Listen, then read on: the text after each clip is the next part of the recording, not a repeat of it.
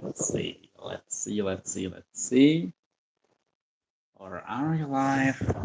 Hi there. Welcome to my evening live. And I'll be trying to school this Saragosa 6K right here. I don't have the right line that I would want to put on here. So let's see.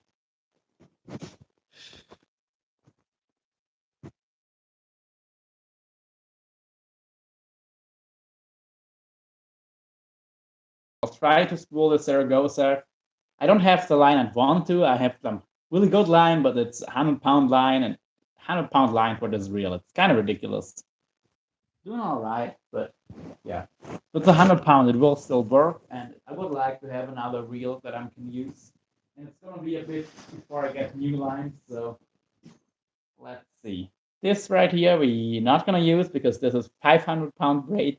That would be actually ridiculous. Put on that reel. So where have we got the 100-pound? I have much bigger wheels that have lighter line. Okay. And we're also gonna prepare for tomorrow. Hopefully, it's not gonna be not gonna take forever because I need to sleep at one point, and I do need to get up early tomorrow. Let's see. Hi there, Dalton. Woo! Yep. This might actually be longer than my girls. And I do have to comb it up someday soon.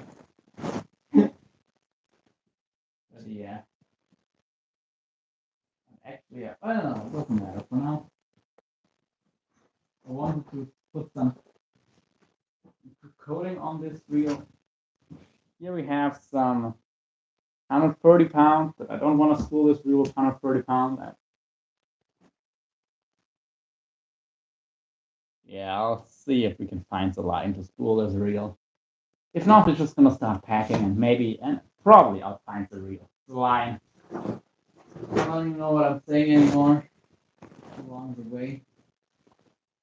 That's probably, it looks like that's how it's gonna go. A bunch of different size shrink tubes here. I don't know what the plural of cube is.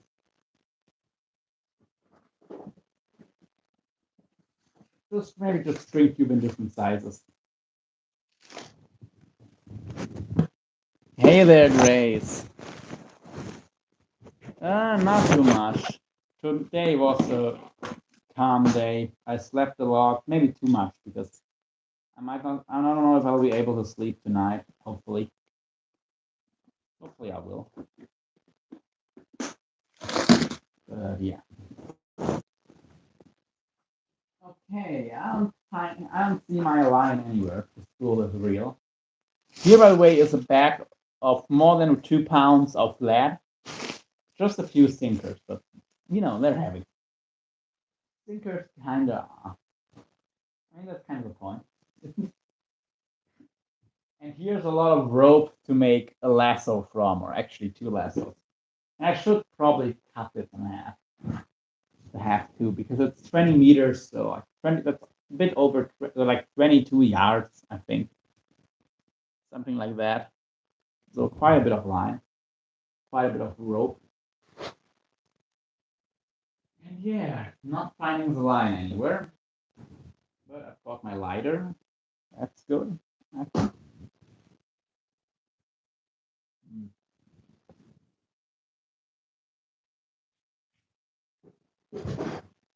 And if you guys want to see a little bluegill hook, try this one. I mean, I have bigger hooks, but this is the biggest one I have with me right now. Good old 16-0 circle hook. Good for shark fishing. I don't think they're good for Cayman. I don't know. I would have to talk to some locals. Yeah, I know. It is a nice bluegill hook, isn't it? Hi there, crazy. How are you? Good to have you here. I don't think you've been in here before, have you? I mean, I think I've been on your live, and I've definitely seen you in some other live streams. I don't know if you've ever been here.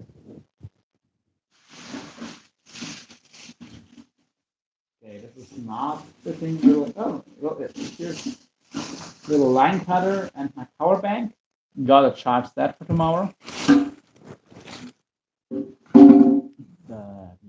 that's all today. Another bag. Let's see if our line is in here. And nope, it's not. This is my first time here. I subscribed to you the other day, I believe. Oh, that's cool. I was actually talking to Crazy Life, but yeah, I think that's for you two or that Dalton. Or is it Dalton or Dalton? Anyway, definitely cool to be here. I just stopped the channel last night. I watched Crappy Man Chicks. Oh, okay. Well, thank you. Yeah, he is a cool guy.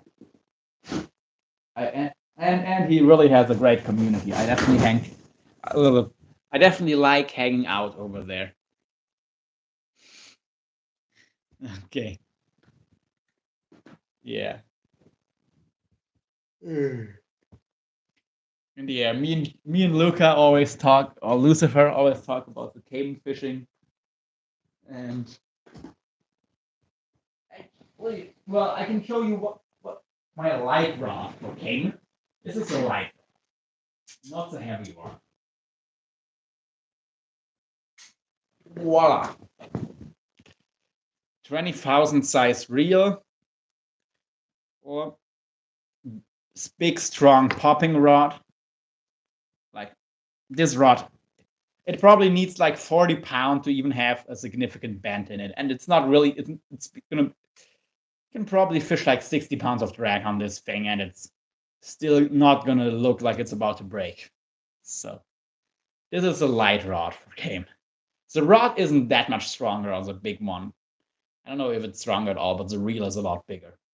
The reel is a 50. 50 it's a 50 wide. I tie jigs myself, but I do have nothing like he does. Okay. Well, that's cool. I've tied my own flies when I was fly fishing, and I only used some sewing thread and some stuff from the dollar store. So all the German version. So yeah, this one here is a big caiman rod to catch that big sucker. And if I hook them on a set line, I'll actually have some redirectors and hook the line up to this reel to get it to the deck and deal with it from somewhere where I have solid ground under my feet. Yeah, for European catfish, maybe this rod here, even though it's already overkill for that. I think for US catfish, it just doesn't make sense. It takes the fun out of it, you know. Like on this reel, you need something like of at least 200 pounds to give you a serious fight. I mean, a 100-pound tuna will do a little bit of something, but not much. So yeah, this is something like fish like above 200 pounds really are gonna be fun on a setup like this. Or if you have to pull like a eel of 2 meter plus, so like a 7-8 foot conger eel or moray out of the rocks, this setup makes sense. But for the regular gear, yeah, exactly, it is great. So for your regular fish, it's including the biggest catfish in the US. It's just overkill. You're basically gonna make it could surf over the surface. Like even a 2 meter European catfish, like a 7 foot European catfish, not gonna do crap on this setup. I'm just gonna be reeling it in, literally just reeling. I don't have to use the rod at all. So it is good for caiman and good for sharks and good for tuna, for marlin and stuff too. Even though there I might actually go a little bit heavier for shark fishing as well, but yeah, for everything here, it is overkill. Let's be real. Anyway, I'm not finding the line to spool the Saragosa right now, so I'm gonna find it eventually, but I'll get to getting my gear ready for now. And I'll also do the filleting and cooking and eating probably of the Traíra alive. That'll be cool. Before I get everything all over the place, I would use that rod for surf fishing the ocean. Crazy life. Did you get anything from Crappy Man Jigs? Yeah, I do need some unbiased reports of how his stuff is. I mean, I know it's good stuff, but like if you actually fish it, that would be pretty cool to hear. Because I mean, I do have an address in the US where I can send stuff to. So for me, it's not really an issue if the international shipping. Okay, here's some shrink tubing that I use to coat my own cable, and like other leaders, you can coat with it as well. I did order some OG 2.0 and some jig head. Gosh, I cannot talk right now. Jig heads for them. Okay, this is some really thin shrink tube. This stuff is a lot. Okay, this is 3.2 millimeter with adhesive lining, I think. Unless this stuff is even heavier. Nope, it's not. Okay, this is the adhesive lined one. This is the non-adhesive lined one. Meaning this one is waterproof when you shrink it over something, but it's also thicker, gonna make it more stiff. So it has its pros and cons. How much of the cable do you add shrink tube to? For my shark leaders, the entire thing. If I just wanna cover the connection, just enough to cover the connection. That's simple. For shark fishing, you want to have the less exposed metal you have in the water, the better. That's the entire thing for sharks. So, yeah. But for the coating, I would use this thinner stuff probably. Maybe for my rubbing leader, I would do the thicker stuff. But for the bite leader, I would go with thin coating. And yeah, it's the entire shark rig for sure. And I'm just gonna go over this stuff here real quick to see if any of it, if I want to use any of it tomorrow. Okay, here we have our 8 kilo titanium wire. I'm gonna keep that one. I've never fished for shark. I've only fished saltwater a handful of times. To be fair, all sharks I've actually caught so far were an accident.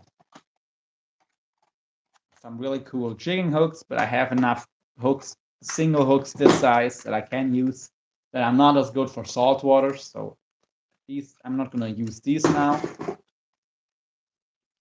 Some 14-0 circle hooks, really nice stuff.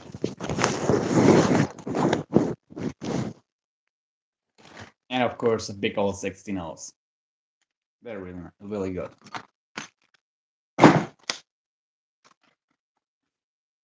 The BKK deep jigging hook, one of the strongest hooks out there, and I really like it. I'm not sponsored or anything, but BKK does some really good hooks.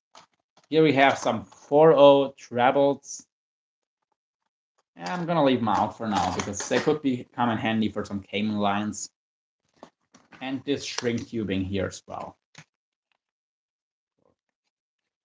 For making some cable wind-on leaders, I'm gonna add a little piece of this.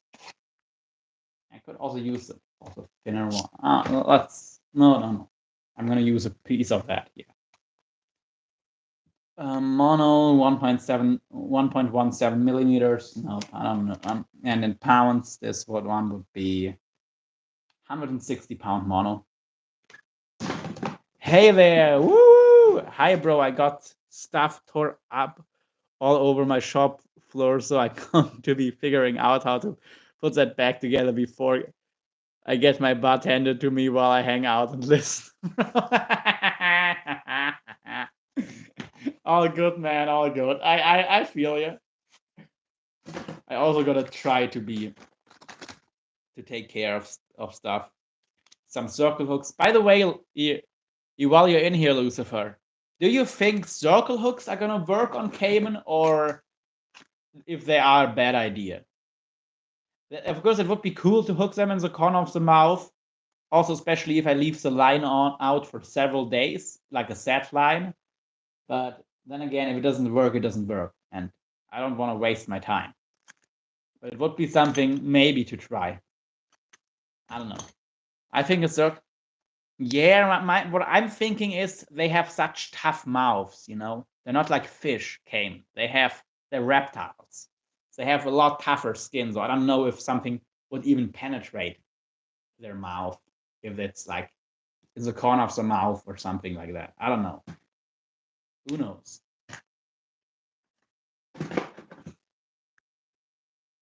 So, yeah. Here's some tenos, but I already have some tenos somewhere else. And I think a 14-0 circle hook would be big enough, honestly. Like, yeah, I do think so. Okay, those trebles for now, I think I don't need them. We use treble hooks, so I wouldn't know. My brother said, "Don't use a circle hook. You won't get penetrations. I'll just spit it out." That's what I'm thinking, because it has to pull in the corner of the mouth, and then it needs to pull. Then there needs to be pull to drive it in. So either pull by me pulling on the line, or pull by the caiman swimming away.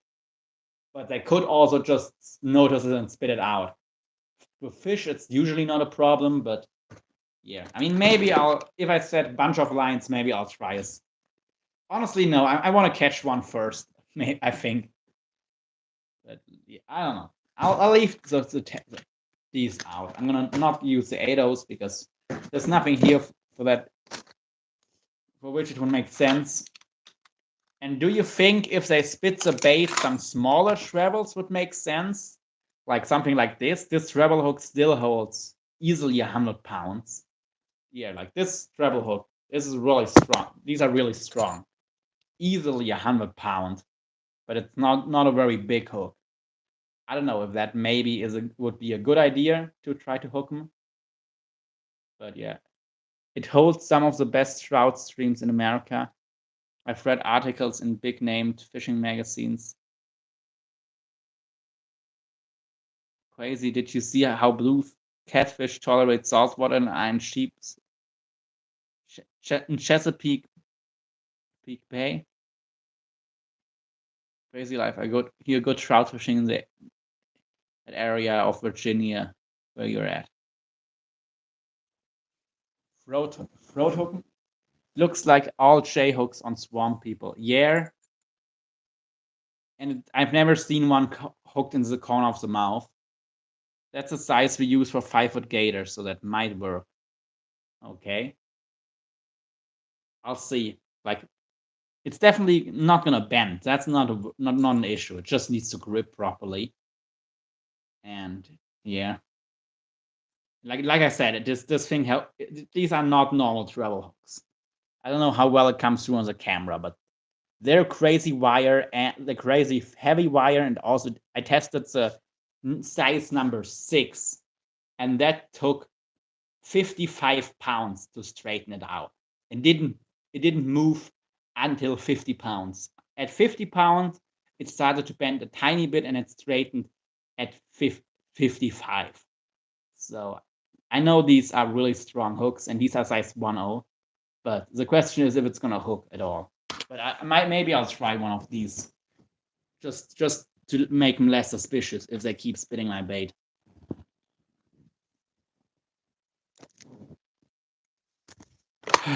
John, we use saltwater J hooks if we use them. Yeah, like those.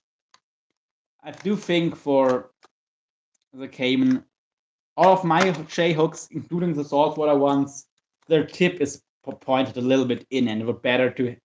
Oh gosh, in the store I actually had them. I didn't think I needed them, but maybe I should have bought some of these J hooks where the point actually goes away from the shank. That would probably help for penetration if the hook gets swallowed, because in that case you'd want to gut hook them, probably. So I think it's the only way to hook them. the rainbow trout before they migrate to saltwater and then migrate back to freshwater to lay. Yeah, that's that's steelhead then, right? Like from what I know, so seagoing rainbow trouts are called steelheads, but of course it's still a rainbow trout. And European trouts or brown trout do that as well, but then they're called sea trout when they're the seagoing variety. And at least in Europe, we have the same kind of migratory pattern to big lakes, and those would be called lake trout. But it's all the same fish, and they can mix with each other, and a population of sea trout can also create a brown trout population. If you ever have somewhere in Scotland and on a tiny island, in every stream there's brown trout.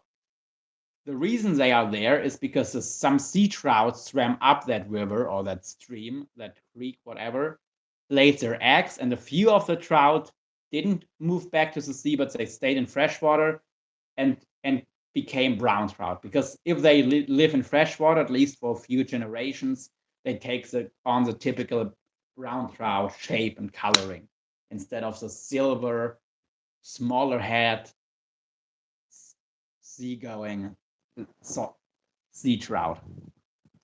Those big browns in the lakes get big as hell. Yeah, they're basically going towards being depending on the size of the lake, they're more like lake trout and become more silver and look more like a salmon than a trout. And hi there, AJ. Woo!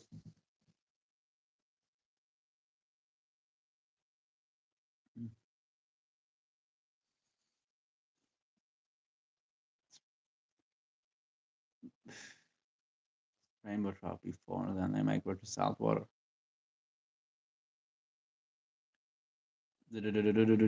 Thank you. Thanks, AJ. And yeah. Oh, I'm gonna put this stuff right here back. And actually, are you in here, Lucifer? Okay. Carla, hi there. Thanks for stopping by, man. So yeah, these hooks definitely the real deal. I wish I had some hooks with completely straight points, or even the points going away from the shank. That would, for what I'm doing here, probably be the best. I've seen them in South Holston Lake get 15 pounds, some bigger. I mean, they can get up to something like 80 pounds, I think. Let me check. Probably the seagoing variety get the biggest, but I know they get at least to 50 pounds brown trout or European trout. They're brown trout, sea trout, lake trout. The sea trout gets the biggest usually, but the lake trout also get really big. The river brown trout, they stay a bit smaller, but they still get pretty huge. They get to 3 feet. And the seagoing varieties can get to 4 feet or above.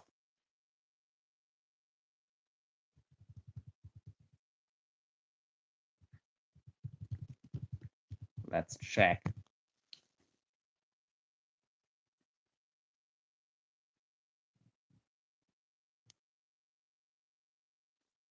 Okay, spearfishing record. I don't really care if it's spearfishing or whatever. But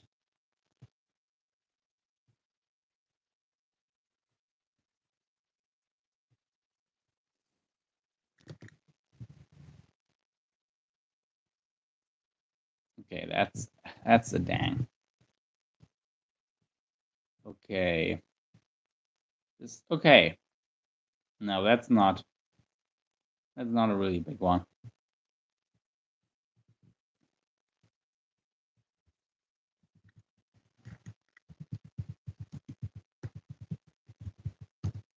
Okay. Okay, German record would be these 30 pounds, but I know they get bigger.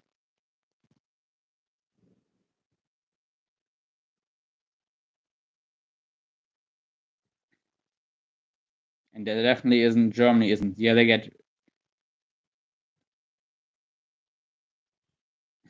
they found one that weighed 35 pounds. I don't know where the. Okay, let's check for the lake trout. Like it's the same as a brown trout, just one that lives in a lake. Yeah, it's bigger than the freaking sea trout. That makes no sense. I know the sea trout get bigger, but yeah, this one would be 40 pounds or a little bit above. It says it in kilos, so.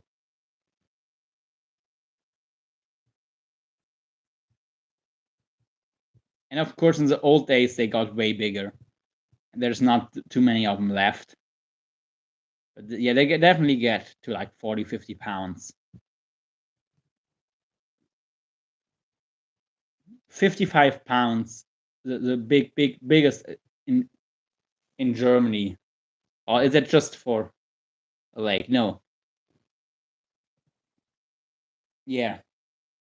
The biggest lake trout in Germany, which is a brown trout, just a lake living variety that swims upstream to spawn, was 55 pounds. They get pretty massive. That was a wild caught one. Rainbow is Oncorhynchus mucus. Steelhead is Mucus irideus. Mucus is from Kamachkan Peninsula, word for trout. Okay, interesting. I always thought it's the same species. So it is the same, different subspecies, I guess. Oncorhynchus means hooked nose. After the breeding males, hooked nose. Yeah. Then again, that's like the same for all. Oh, okay. Actually, yeah. For the Pacific salmon, which includes the rainbows, the hook is on the upper jaw, while on the European trout and salmon, like Atlantic salmon and European trouts, it's on the lower jaw. That's, by the way, how you can always distinct, actually, at least know with the males.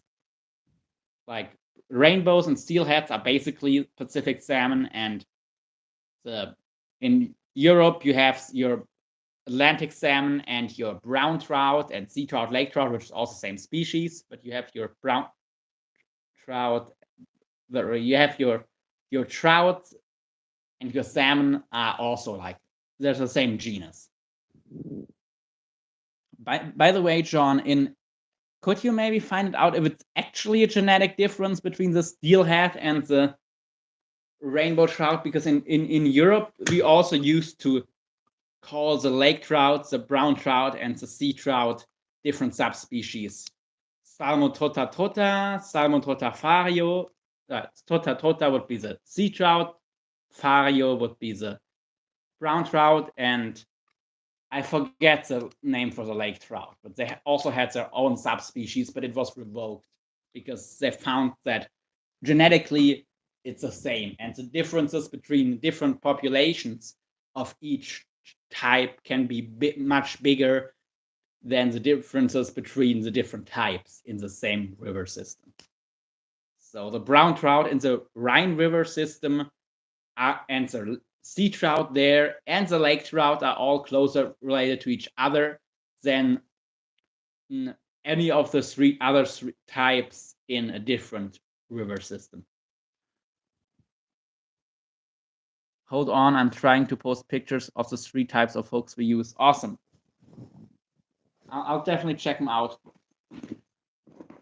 Oh, and by the way, while I don't have crimps, this is a leader that I made for the Cayman. I just snelled the treble hook on here and put some shrink tubing over. Actually, I can do a better job with the shrink tubing. I couldn't shrink it because I forgot my lighter when I did it the first time. I'm a trout fishing junkie. Awesome. I mean, I do like trouts. I just never had a lot of. I didn't have that many waters to fish them, so I never got too much into it.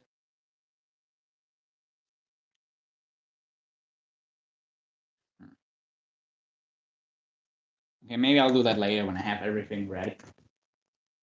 Or actually, I can. Oh. No, I need to need a knife. Oh, here's a knife. Okay, good. Good. Let's cut this piece of shrink tubing off of here.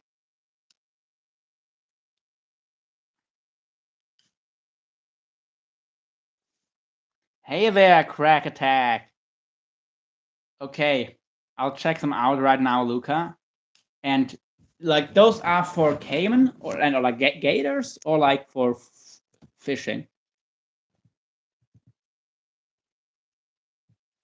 Okay, Lucifer IDI.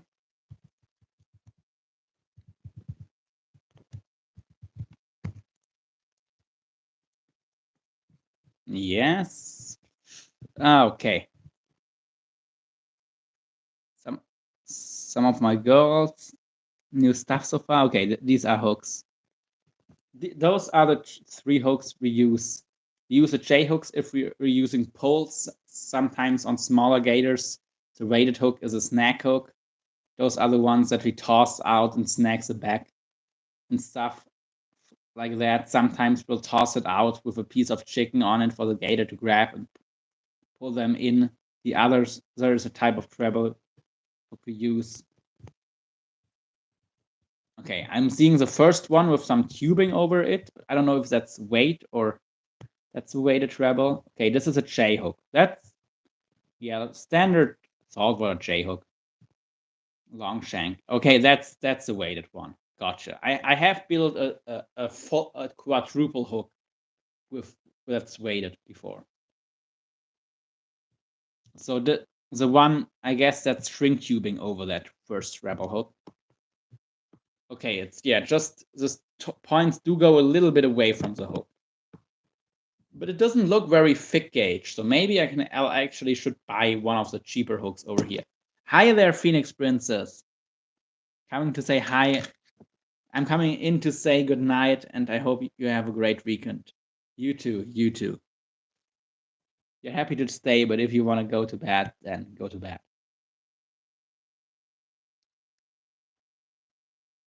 Gators, but I'm thinking the same hook. Yeah.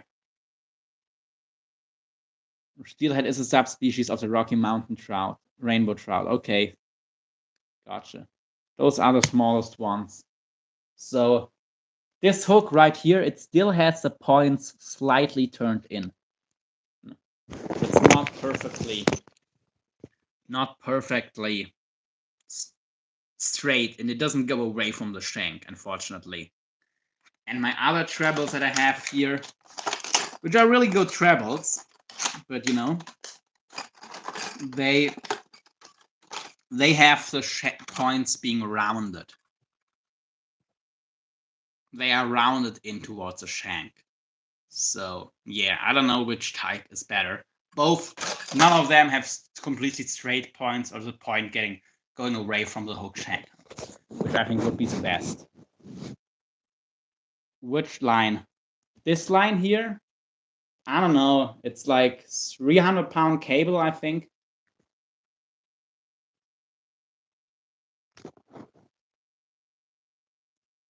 But I also have some 800-pound braid. I also have lighter line, of course. But yeah. And here on my biggest rod, I actually have, it's pulled with, well, 200-pound main line, but the 200-pound tests somewhere in the 300s. And I do have 300 pounds that holds something like 500 pounds. And the first 10 yards or something, like the first 30 feet are doubled up line. So like spliced back into itself. So it's actually like 1,000-pound line. That's the cable you're going to need to hold the bad boy. Yeah, at least pull it out with a bit with pliers if you can. I've had to do it. Okay, I don't know if I'll need help because these hooks, they probably need something over 100 pounds of force to bend. So it's not going to be easy. But yeah, I'll try. Brooks 2 just got to make sure there's not as much abrasion from the teeth or rocks. Yeah, we don't really have rocks where I'm fishing, just the teeth and the back of the animal. And yeah, like this is one of the leaders I made. I probably should make the cable section longer, right? But yeah, this is like how much cable? It's 6 feet of cable and a snelled on treble hook, and the cable is spliced into some 800-pound braid. So you can, because I didn't have proper crimps, I did have crimps, but I didn't have my crimping pliers. And I will get some, but not. It's gonna be a few more days before I can get crimping pliers. So I had to do a connection like this.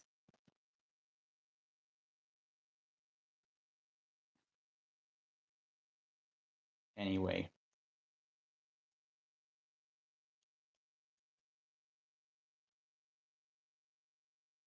Crazy life. I do too. I want to fish for halibut, peacock bass, naked, and a whole bunch of other species. Lol. I feel you. Don't know if they roll like a gator, but rolling can break braids too. Yeah, probably. I mean, all crocodilians roll, I think.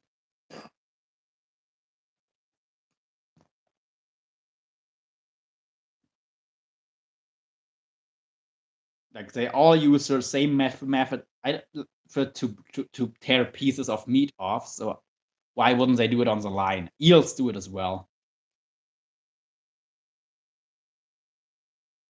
They just usually don't really have enough strength to break something with rolling. Looks good to me. You should be good with that. Okay.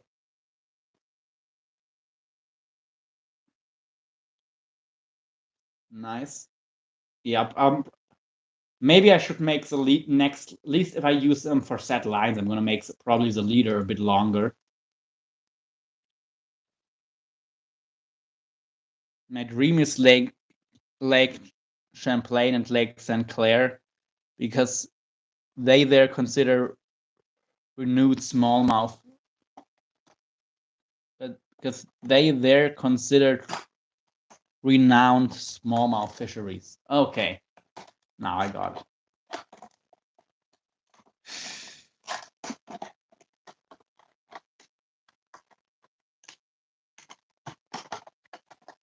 Yeah.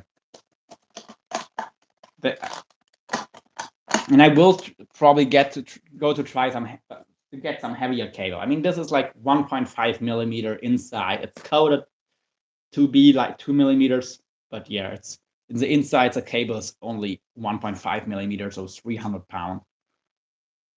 I would like some 500 pound 2 millimeter cable, and then use a good bit of it, and maybe then use this thinner cable for the rest, like to have a 2-section cable, to have some thinner cable for your normal line and some heavier cable for the leader or something, or just do all heavier cable. I don't know.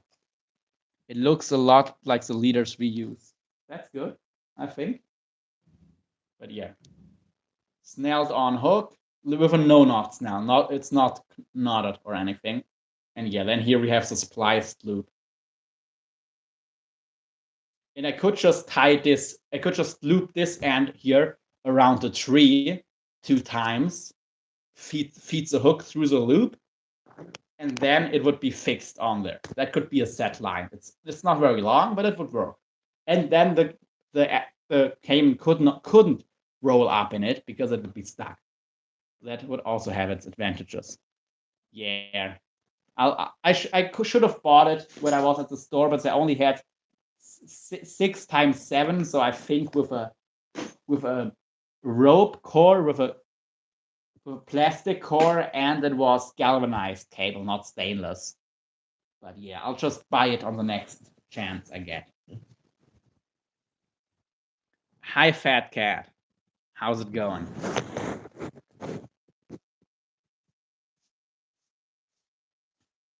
Love strung a 3-inch tube and 8-pound line on this 7.3 medium spinning rod, and crack Okay, yet I've caught some big smallies like that. Then I'd throw small 2.8 swim bait, then Old Faithful, the Netherrick. Gotcha. Yes, that's how we set our lines. You don't want to give them too much line to fight. Yeah. So yeah, rigs like this for set lines would work well. But maybe I'd actually no. What I would do, yeah, what I'm gonna do is this rig is already set for like being fished in a similar way. So you can rig this either to your main line on your rod or to your tree and have it looped on there. And then where the finish of my supplies, you need to keep this end of your hollow core braid fixed. I left a long tag end so I can tie a brake line onto this, or I can tie it to a leaf of a tree, and this is just gonna rip off real easy, gives the caiman a bit more line to play with, and then he gets a resistance. And that would also mean he's not gonna get the full resistance right away. And I could also make this piece longer, of course, this here. So I think that would be a good way to do it. How do you cut that? Side cutters? But I do need some bigger side cutters, actually. It was a pain, but because the ones I now have are pretty small and it was a pain to cut it. Still possible, but it was a pain. Bolt cutters. Bolt cutters are for cutting hooks, not for cutting cables. Well, and you also have cable cutters. But okay. I'm getting too sidetracked. Okay, here's all of my travel hooks that I'm gonna bring. Let me add the others. Okay, I'm not gonna bring these tomorrow. Or maybe I will. Because maybe in the shade, I will go into the shade if the fish aren't biting and build some leaders, some rigs. That would actually work well. I do like that idea. And yeah, having this serve of the splice on the cable leaders and using it to tie it off, I think that's a pretty good idea. I think you got a great idea on how we rig gator lines here. Well, I don't know too much, honestly. I mean, I know the idea of having it above the water with the chicken, and having just some heavy lines, but yeah, I do. This is 100% my own spin, and it's born out of necessity, but it should work. Should work. No, I don't have my big cable here either. And I still don't know where my 100-pound braid is. Gosh dang it. But anyway. Okay, so this is coming with me. Rice eels from Southwest Asia are now invasive in Florida. Rice eels. Okay, I don't know. I know they're definitely not eels, but let me check what kind of fish they actually are.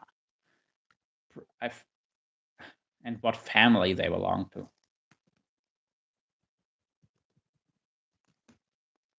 Rice eel, Asian swamp eel. What's their name? Monopterus albus. Yeah, definitely not an ungulate species, and everything in the family of the Synbranchidae.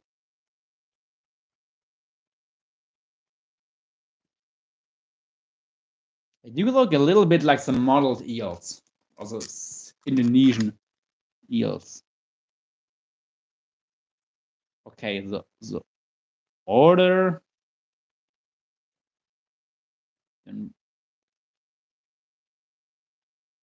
Synbranchidae are swamp eels. Eel-like fishes of the tropics and subtropics. Most species typically live in marshes, ponds, and dams, sometimes burying themselves in mud. Often called swamp eels. Yeah, interesting stuff.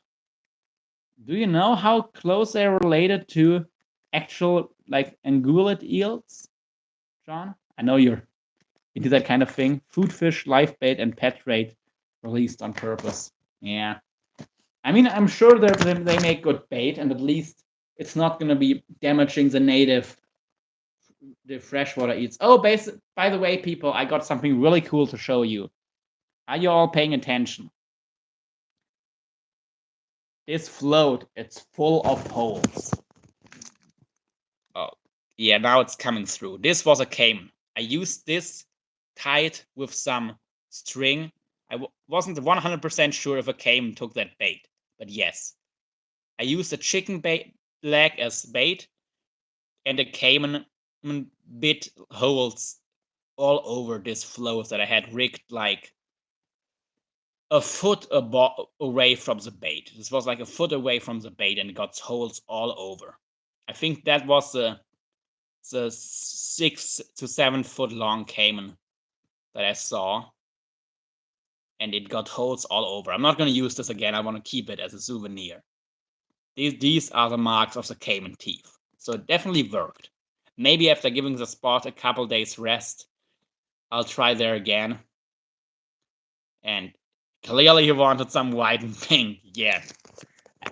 And I actually heard a big sound and as well when he ate my chicken leg. But yeah, I'm looking forward to the spring for the pre-spawn and spawn. I'm gonna have to stock up on flukes and lizards and stock up on my drop shot gear as well. Nice. Same as snakehead, peacock bass were released as former pets, and 2 big fishermen to stock, and pet rate accidental release like Hurricane Andrew destruction. Yeah. And yeah, that caiman sure was into it. But no, it didn't swallow it. It should have swallowed. If anyone listen, don't spit, swallow. Especially if you're a caiman. But yeah.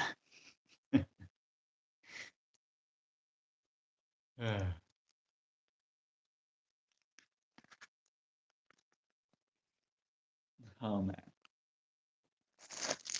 Actually, here is a popping core. If I find maybe I'm gonna rig this. I could rig it with some titanium, but I think I'm gonna rig it just with some cable because it's cheaper. And yeah, this popping cork is already pre-weighted, so you can put the bait right under it and pop it. It's not a slip float, it's like a pre-weighted float, but you can pop it. It has a flat surface and it makes a big pop, and you have your bait under there, which works really well here. Well, I don't know if what a slip float is, honestly. So maybe it is the same thing. Couldn't tell you. Oh, here we got our cable. Yeah. Let's get 3/0 hook. I think these are gonna be perfect. And shall we do 30 pound? I think we shall. It's gonna be good to have it be a beat point. This 30-pound cable should still hold for anything. And it's a bit softer.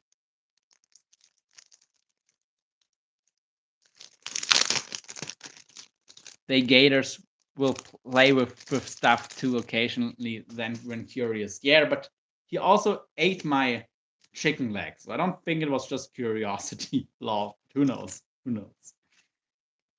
Yeah, this cable should be enough. Then where's the crimps for this cable? If we don't get the crimps, we're gonna have an issue. But actually, no, I think I can fit this in some other crimps I definitely have. Let's do like a 2-foot leader. I'll give it one little bit more.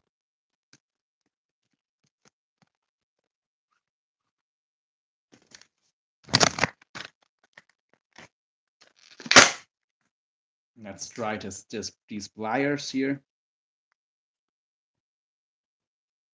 Okay, they didn't cut through properly. Good thing is with a 7 strand, you can still kink it through if you're patient. Okay, it's through. The gators will play with, yeah, okay. Already read that message. Let's get our 3-0 hook out. Crazy, it might best like movements in bait. I should have waited before I cut the cable. Okay, I know now for the next time. I'm probably gonna do 2 liters like this. Actually, I'm just gonna leave the tag a little bit longer. And now you're just gonna just fed the cable through the eye of the hook. Gonna pinch the end, do our wraps for our no knot back to the hook shank. At least 5. This is like 7 or 8 already. More than plenty. Go back through the eye. And honestly, on 7 strand cable, this usually doesn't move by itself, so you can leave it like this. This is gonna work. This is gonna catch fish. It will kill. I love you if you get that reference. But yeah.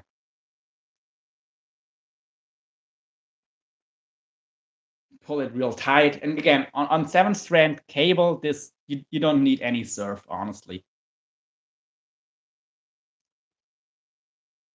It will work just like it is. But yeah. I love the Fortune Fire guy. Yeah.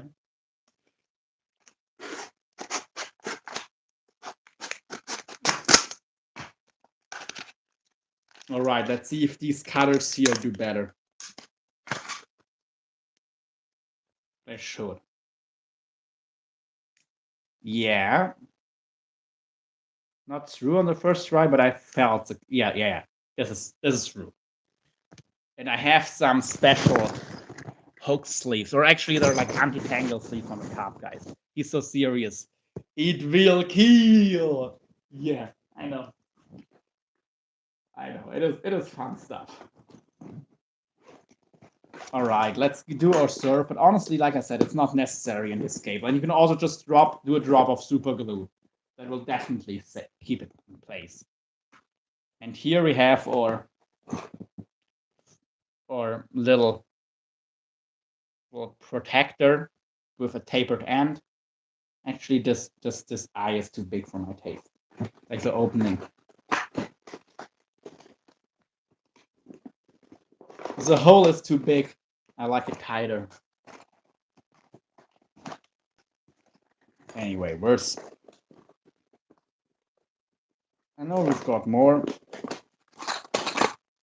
Dang, this one is already empty.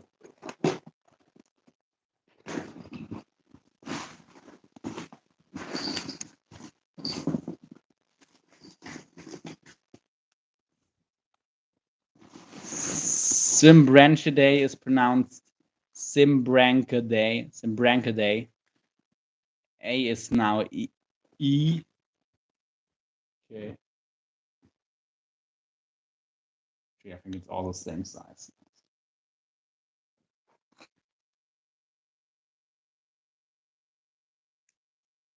Yeah, this is definitely gonna work. Okay, here's my hook. Like I said, you don't need to do this if you're using 7 strand cable. Even on titanium, you don't necessarily need to do it, but it's good for peace of mind. You know it's not gonna come undone.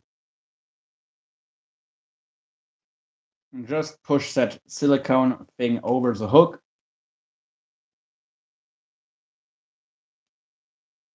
It's already over the eye, but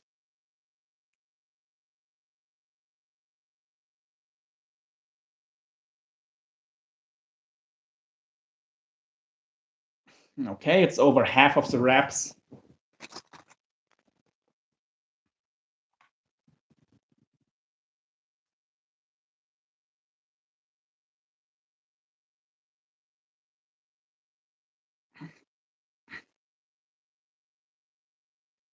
Over most of the wraps now, so you see it doesn't take forever.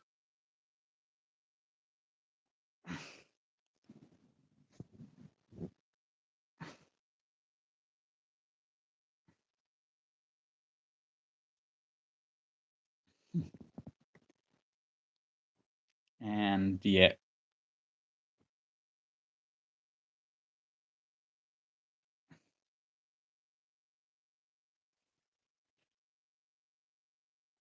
All right, this should work. This should be fine now.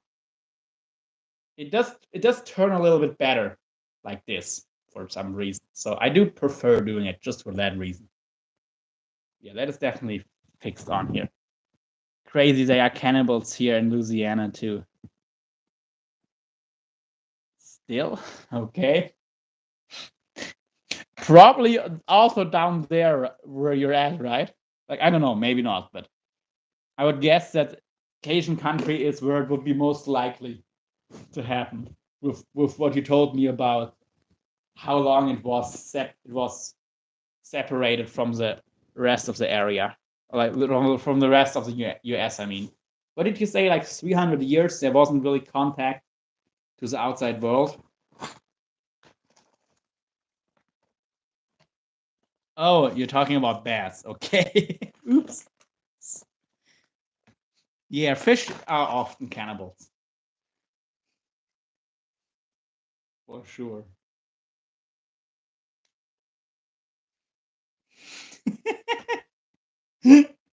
Okay. I'm sorry if I offended anyone.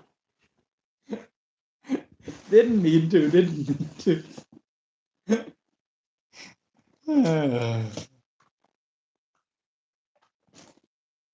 I'd catch one on a T-rig and telling it in be around 14 inches and it looks like Jaws. Then boom, 5-pounder and hells it. Yep, nice. I mean, most fish are cannibals, honestly.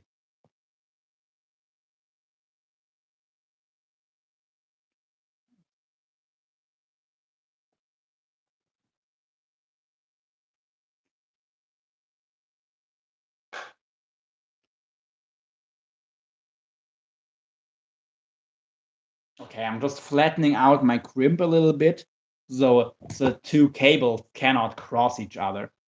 Not offended. Me and my brother are dying laughing. Read my previous message. Crazy, they are cannibals in Louisiana too. Bass. Law Logan. It will catch is what we are going for. It will kill. It will catch is what we are going for. Yeah, that's perfect, Luca. Law Logan, crazy. They are cannibals in here in Louisiana too. But I did. Oh, it said the top chat. That's why I couldn't find the message. Your message was really okay. It wasn't a part of the US until the US bought it, but yeah, there are places out there where there ain't been in contact for a while. I wouldn't be surprised about them people being cannibals. Okay. I could the dang top chat stuff. It always sets itself to top chat automatically. Okay, gotcha. Now I found your comment. Okay, and let's see if I can find some message about the bass being cannibals. It might crazy. It might bass like movement in bay adrenaline.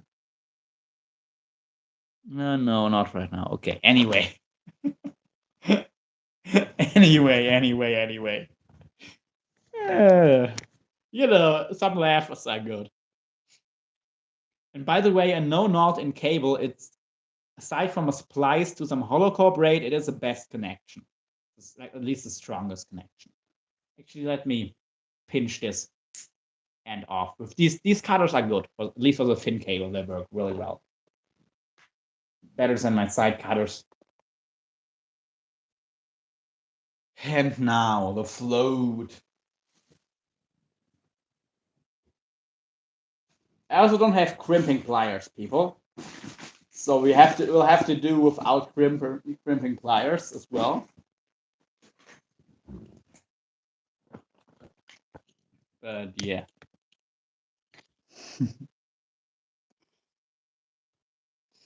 I'm gonna do an offshore loop just in the cable, just because because I'm not properly crimping the cable in case it slips, you know.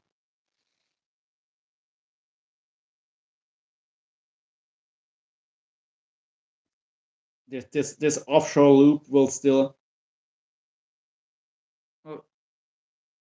You can still land most fish just with this, even if your crimp were to slip. Most, yeah, you can catch most fish. Definitely not all, but most. Give it a couple twists to take care of the tag end.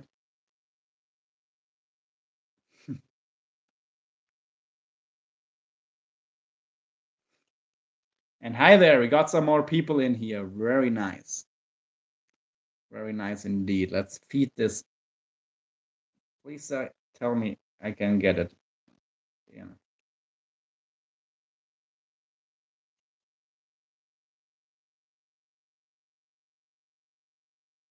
Okay. Got it.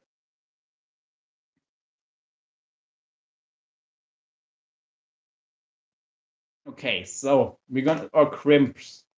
The way we're gonna crimp this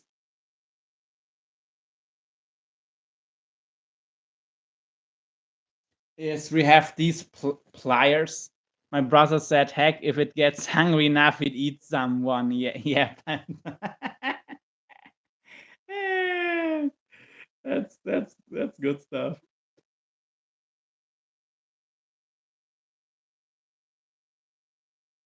Okay, let's position.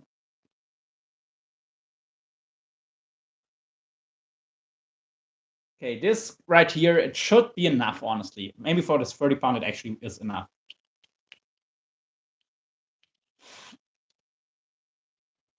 Okay.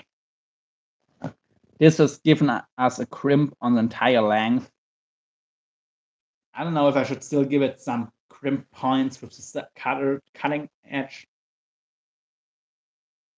Honestly, this here, I think it's dull enough. I'll give this a few small pinches.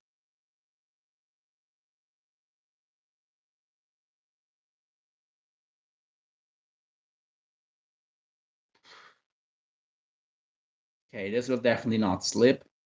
Even though, I don't know, I don't think these edges will be enough to really damage the cable. All right.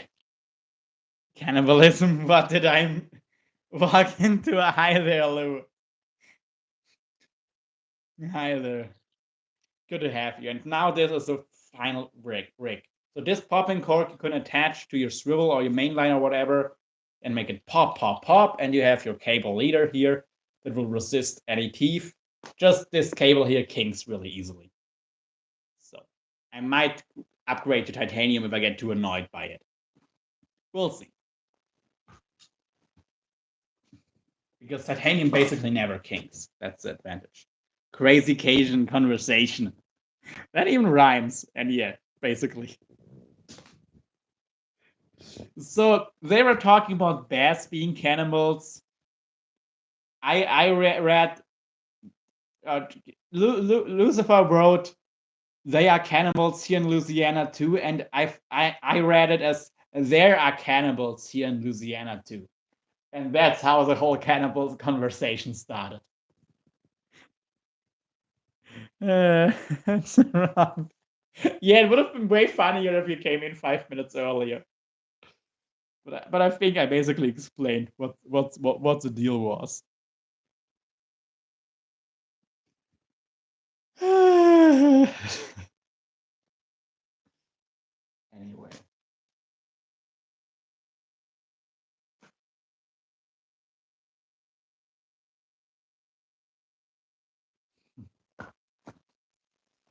All right.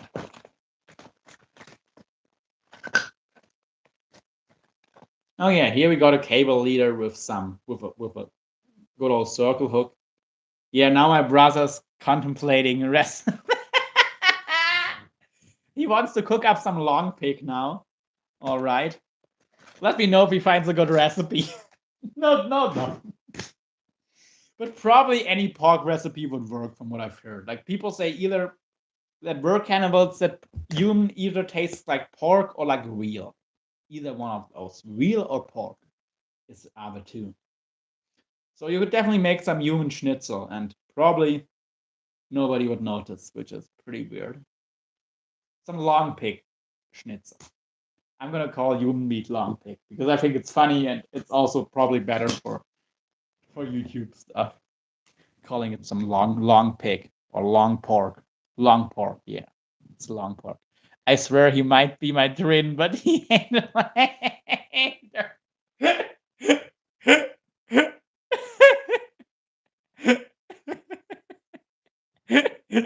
He wants the silver for the of the livermore. Not exactly sure what that means.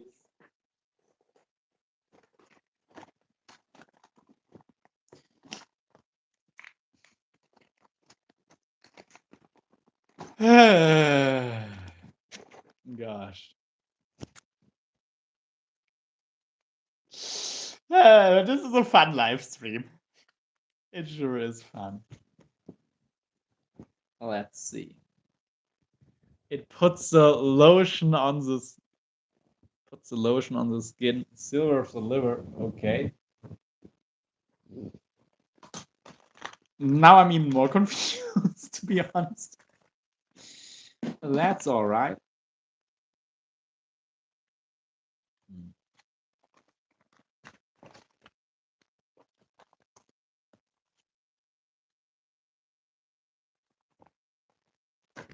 Anyway.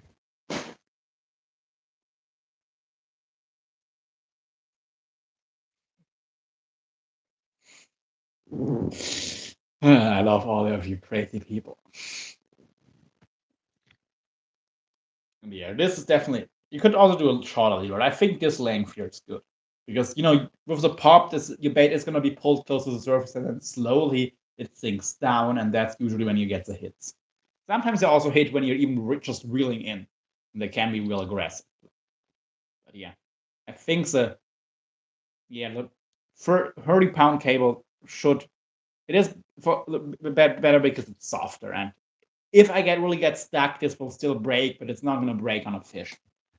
There's no fish here that's gonna break this cable, so I think this is perfect. It's also weaker than my main line, so in the worst case it breaks, but it's not gonna break on a fish. What's the fool? Fool told me since I'm the closest one to him, I'd be the first.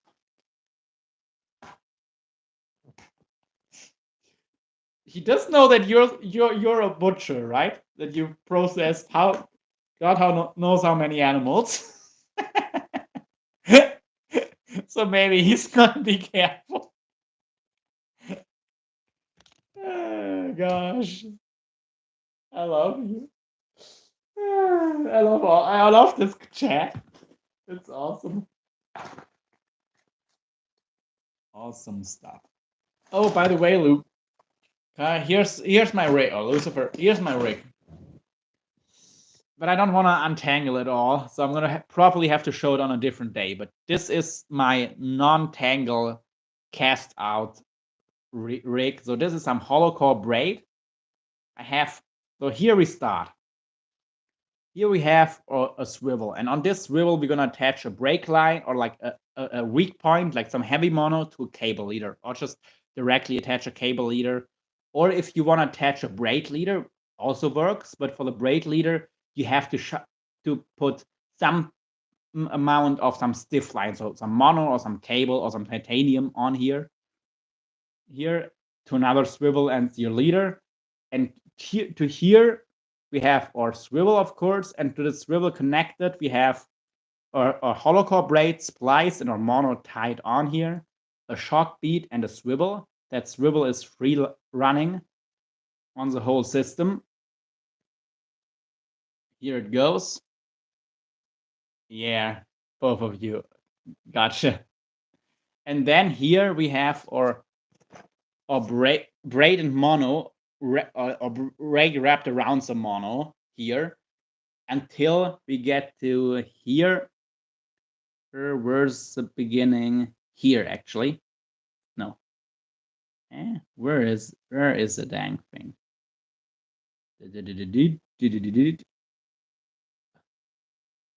Okay, here I think.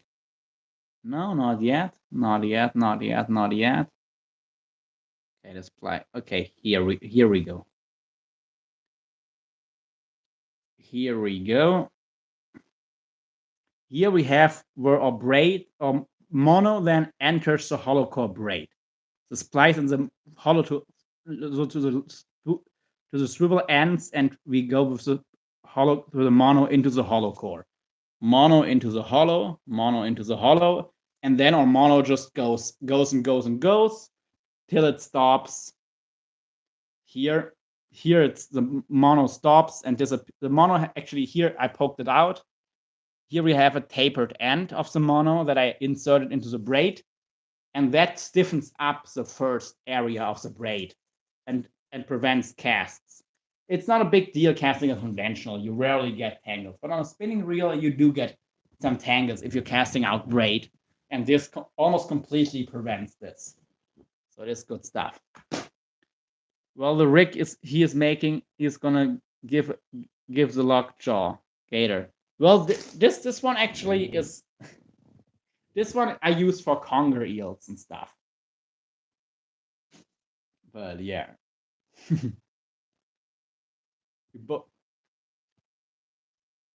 And yeah, but conger eels can also lock that jaw. You don't want to be bitten by one. I've been bitten by one this size, and it was one of the most painful things I've ever experienced. Like they have crushing jaws. A big one is gonna tear your hand off if it wants to. Easily. So, be careful, people. Oh, and here we have our last piece of 200-pound cable. This is 7 strand.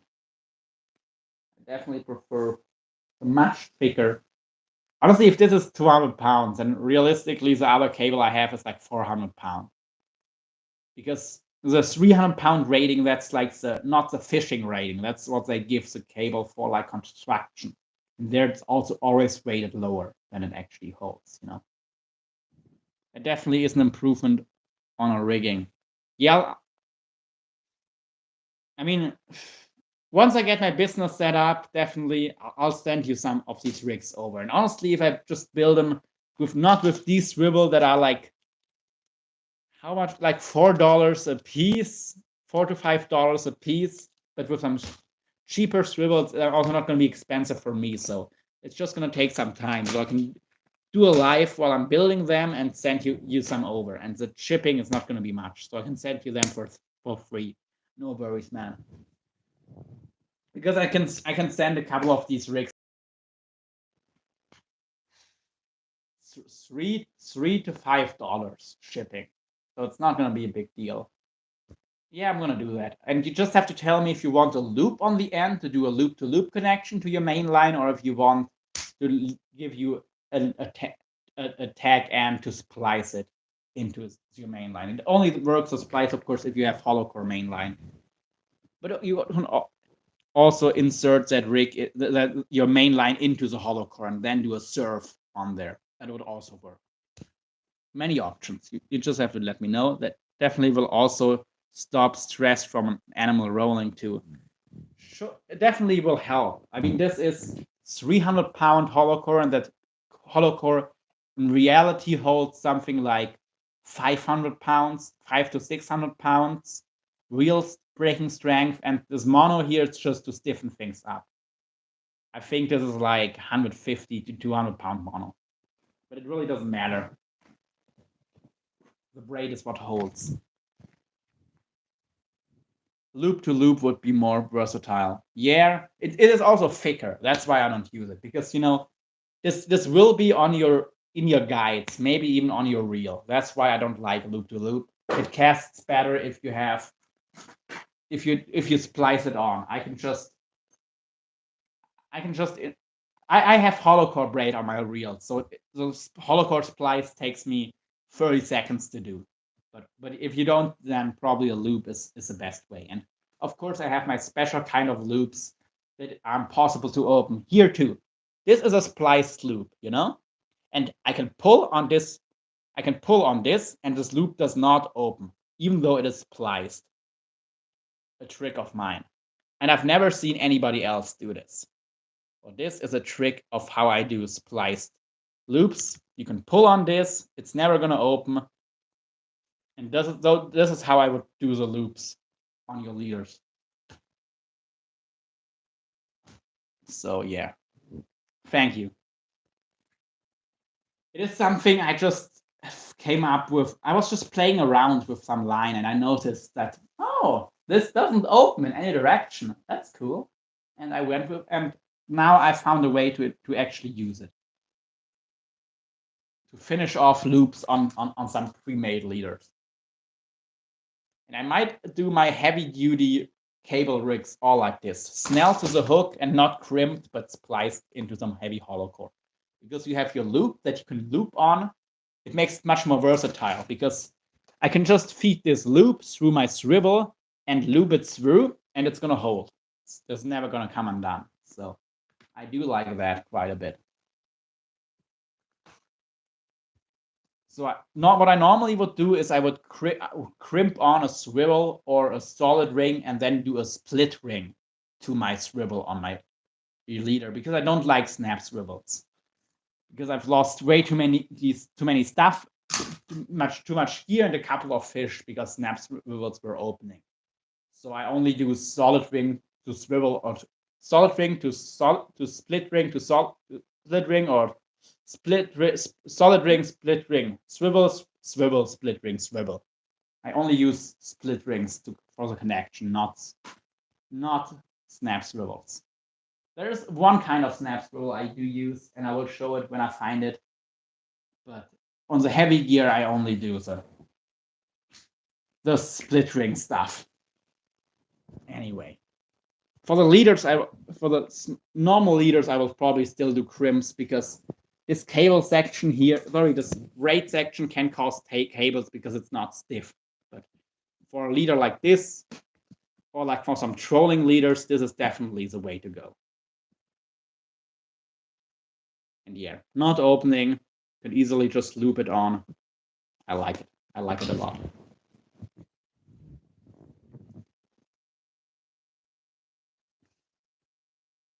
And here's some doubled 500 pounds that I'm probably not going to use as leader, but I might use it to give some length to a line, or I could use it for bridling. On the other hand, the knot is going to be pretty bulky on here, so I'm probably just going to use the non-doubled up 500. So, and while you're in here, Lucifer, my girl will be using that for everything. I believe it. So yeah, I'm definitely going to send them to you, and with shipping being pretty cheap, I could make those for you in the future too, and you just have to pay the material costs. And I buy the materials in large quantities. So I could get them to you if you want more of them, also to pretty good prices. If you don't want high quality swivels, that's really the expensive stuff. They're going to be maximum $5 per liter if I use cheap components. Yeah, something like, maybe I have to check with how much time it takes to build them, but something around $5 a liter, maybe cheaper, maybe a bit more, but something around $5, and maybe with some cheaper components, even less than that. And they do last me usually a whole fishing trip, honestly. I haven't had one that I needed to retire. I've just broken off a couple. But except the ones I broke off, I never had to redo them because they were not usable anymore. So I have some leaders that have fished 2 or 3 trips, and they're still good. Okay, why am I not using my knife? I don't know where my knife is.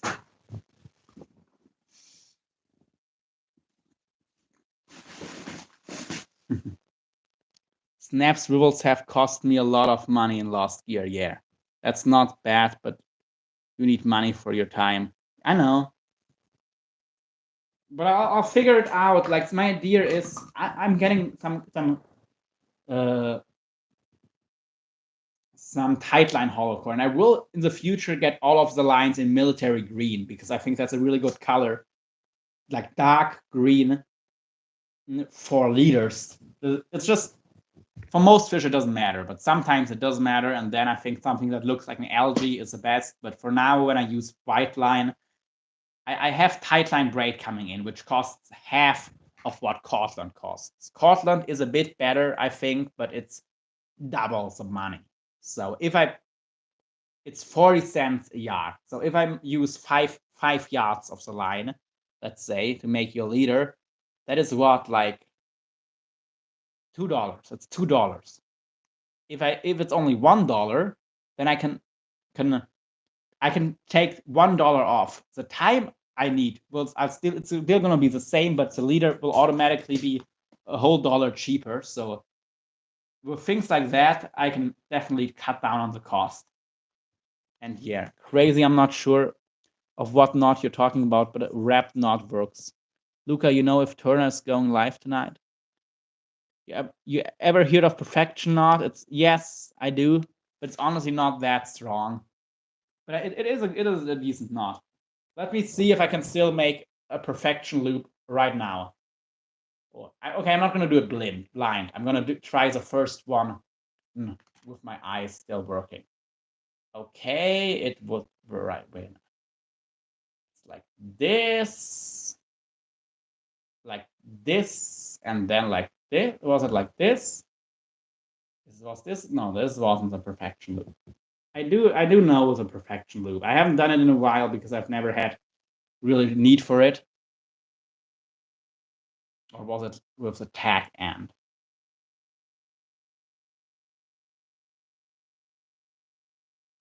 Okay, I think it was like this. Yes, perfection loop. Perfection loop done. Now let me try it blind. Okay. Actually, I'm gonna look away so you can know that I'm not looking. Okay.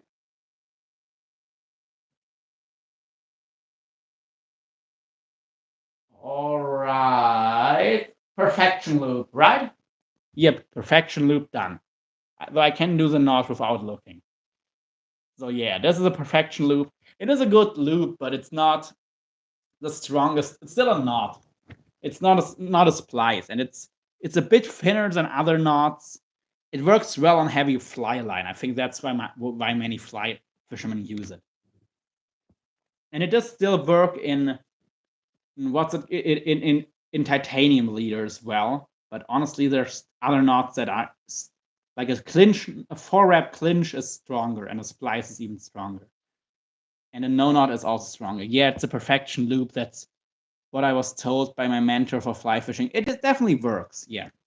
Let me undo the other perfection loop here. I do like one thing. That the same thing I like about the pal stick, which is a really similar knot. You can undo it pretty easily. Maybe that's also why fly fishermen like it, because you can break this end off here, or not break it off, but you can break it down, and then you can easily undo your loop. So what you do to make your perfection loop, you're gonna loop around once, loop behind it twice, and then with your tag end, go in between those two loops. And then you're gonna go through the loop facing you and pull the loop behind it through. And then you're just gonna pull that thing tight. That's a perfection loop. And one cool thing about it is that here you see that those two ends.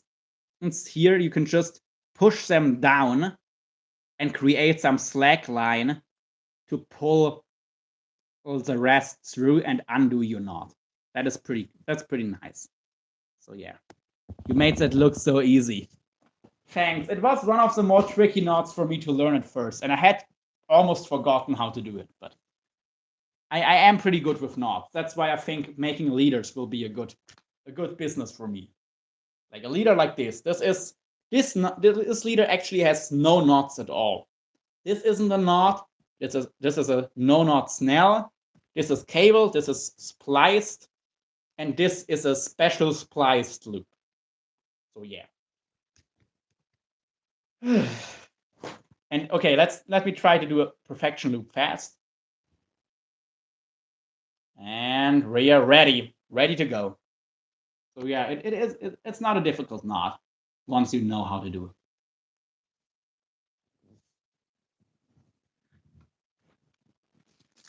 And then I don't know way too many knots. More than anyone would ever need.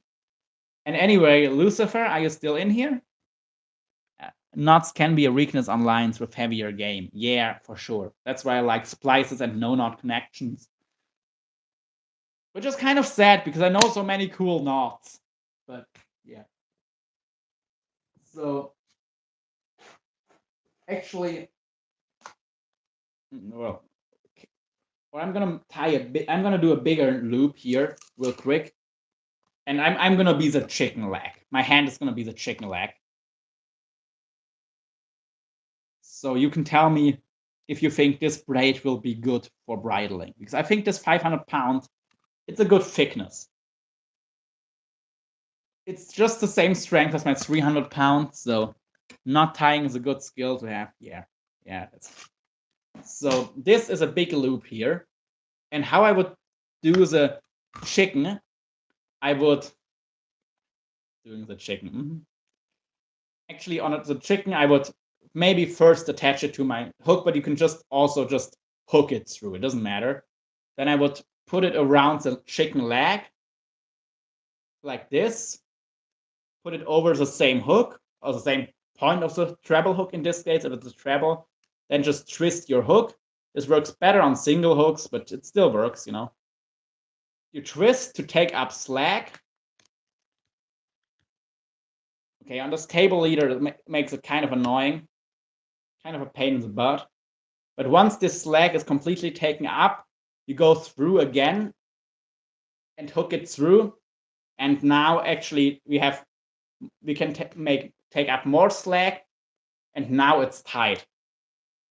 So well, this is how the hook would be attached. And you can still put some like a piece of rubber over this hook to keep it from getting undone.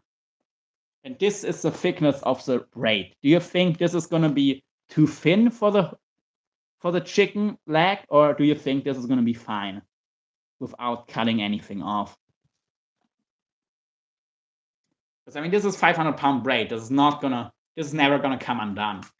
I'm just worrying if this would maybe be damaging to the chicken, but I definitely wouldn't tie it so tight that it's gonna cut off circulation.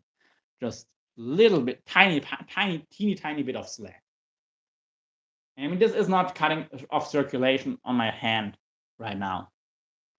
So that's what I would do. That's how I would attach my chicken for a game. I know how that sounds, but yeah. So anyway.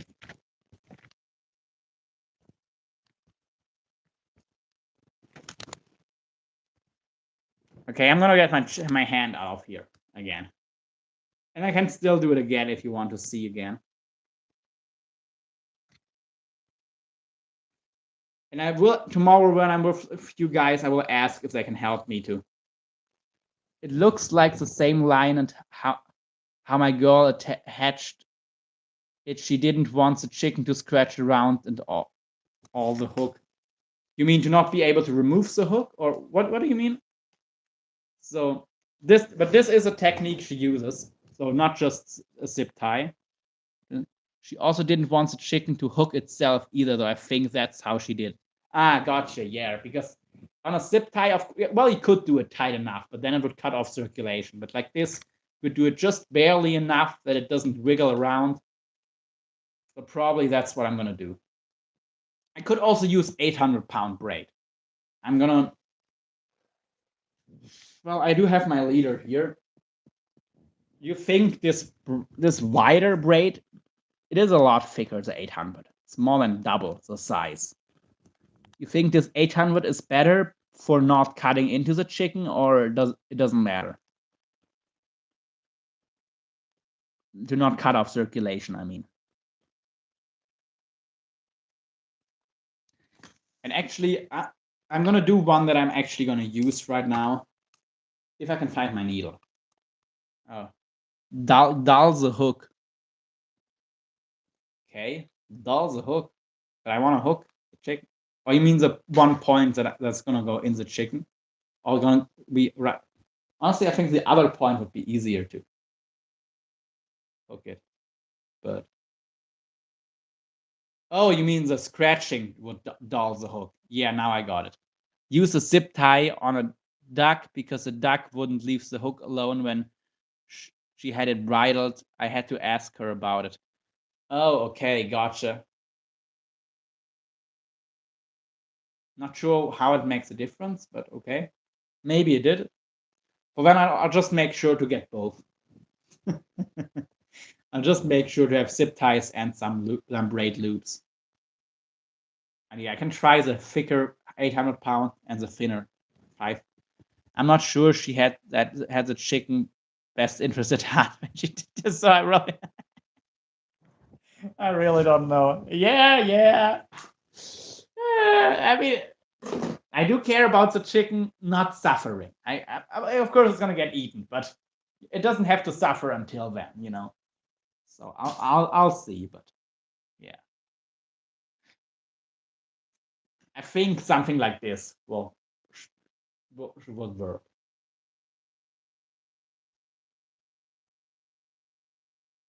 I mean, it's already double. Yeah, this is gonna be and bridled over something more realistic. It would be something like this.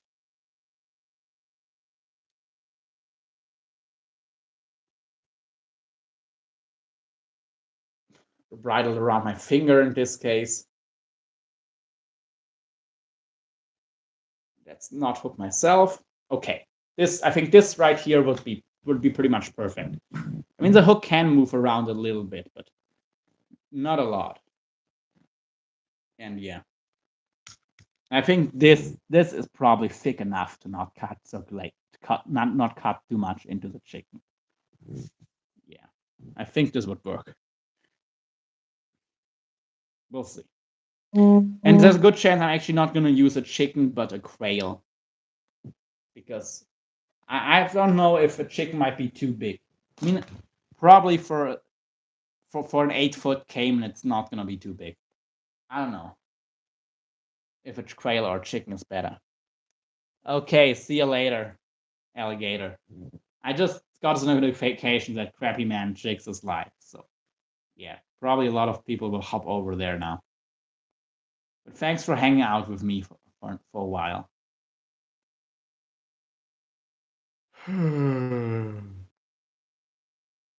Actually, let me leave Turner a like real quick. Oh, true. She said it was important to her that neither animal suffered, and the duck apparently kept picking at the braided line around its legs, so she used a zip tie. Yeah, gotcha. That makes a lot of sense. So I'm gonna make sure that I definitely have zip ties at hands. She just said she said just know that the chicken is going to throw a fit. I can't blame it. Whatever you use is probably going to throw a fit. Yeah, probably. Like I said, you can't really blame it, can you? Gosh. I mean, at least the animals are used to being in cages. I mean, that's not good, of course, but yeah. Like the ones you buy here, they live in like small cages. But still, they're not gonna be amused by the whole procedure, I'm sure. It's good that you're here, Luca. Yeah, I think right now you might be. Well, I think there's one other person on here. Anyway.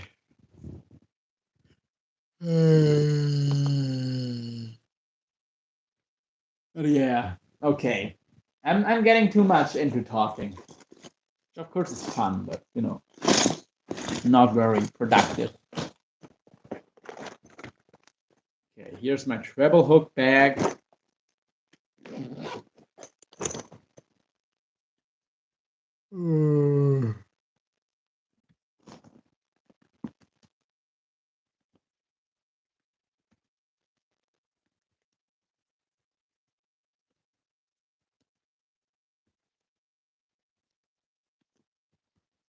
Okie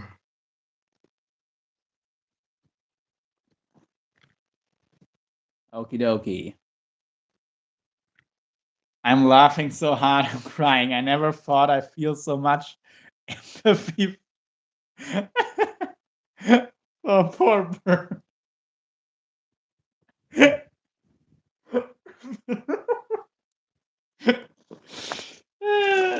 I mean, it is a poor bird. That's why you have empathy, you know? Yeah. Okay, these hooks are not in the right bag. These aren't 2 O's. Or maybe they are. Okay, these are the puka, the extra heavy wire. Got it.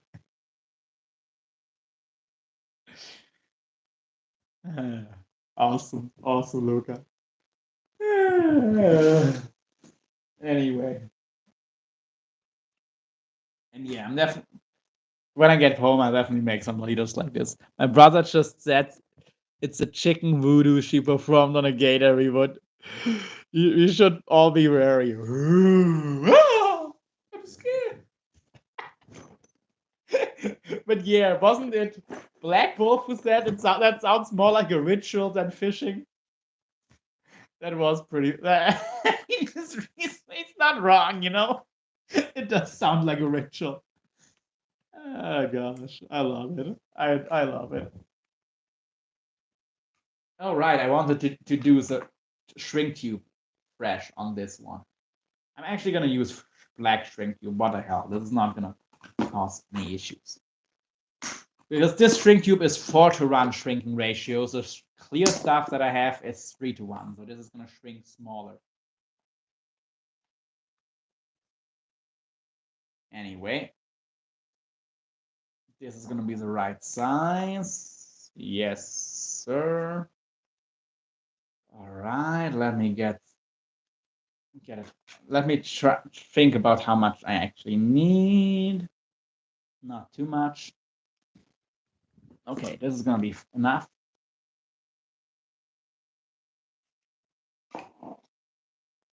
Is it? Yeah. I want a little bit more.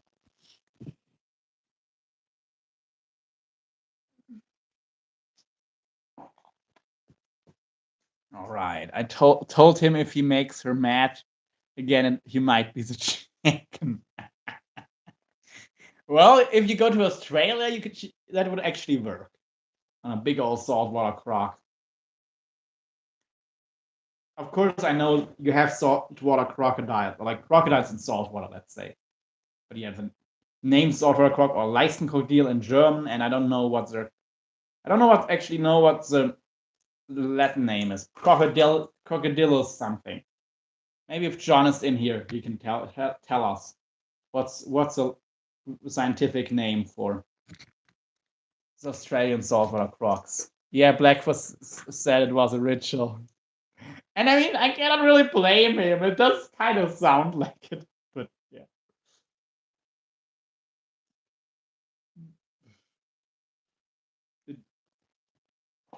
Putting it, I mean, to me, it sounds too normal by now. It shouldn't feel this normal. But yeah. All right, let's shrink the shrink tube. And of course, a heat gun would be better, but I don't have one, so at least not here.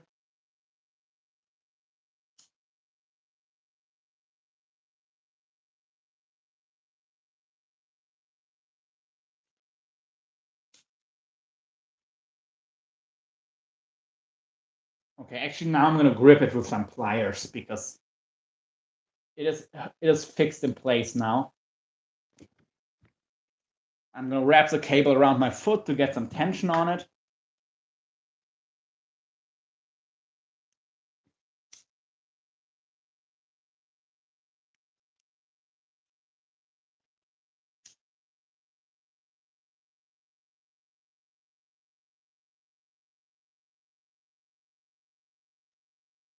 All right, this is gonna be plenty. More's just gonna melt it.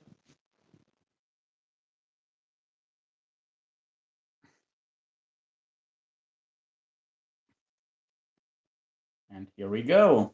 Now I do want some shrink tube to go over the hook eye. Crocodilus porosus. Crocodilus porosus. Yeah, I think that has to do with the pores on their mouth, right? That name.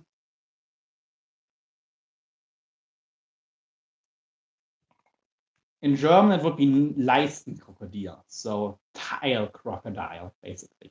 Yeah, tile crocodile. That actually also sounds pretty cool. Tile crocodile. I should have named it in English.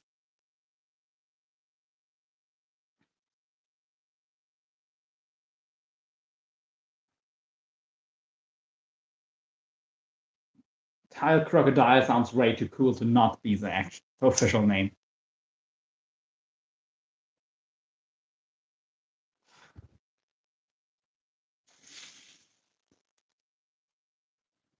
But it is what it is. Unfortunately, what sounds cool isn't always what people call. Now let me keep this line going straight away from my hook, from my treble hook, while I shrink this piece of shrink tube.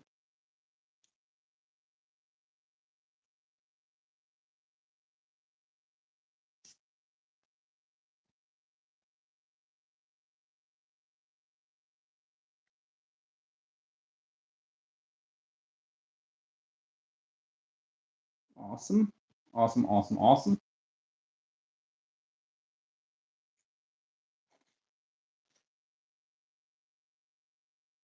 The huge Australian one. So African one is Crocodilus niloticus. Yeah, but from what I read, they're almost the same. Actually, like in real life, they max out just around the same size. It's not a big difference. But if I'm wrong, you're happy. You're free. Feel free to correct me if I'm wrong. But from what I read, that from what people have seen, it seems to not really be much of a difference. Oh, I'm actually not gonna get this one over here. Never mind. This size. So I'm gonna use a piece of this size.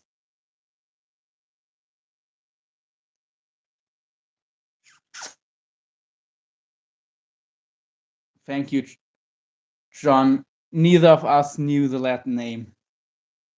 Yeah.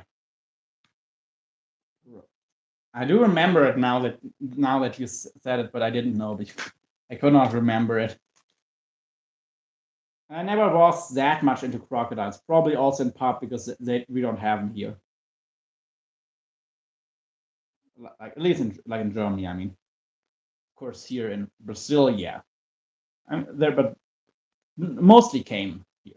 There are a couple crocodile species up north.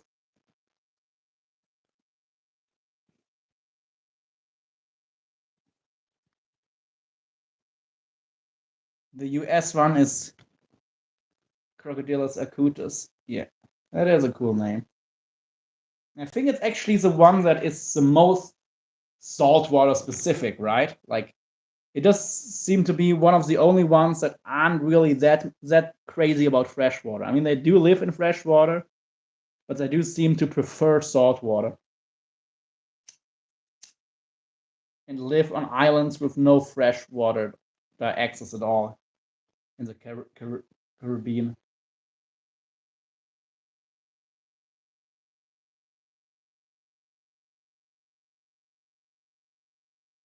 All right. Looking good, looking good, looking good.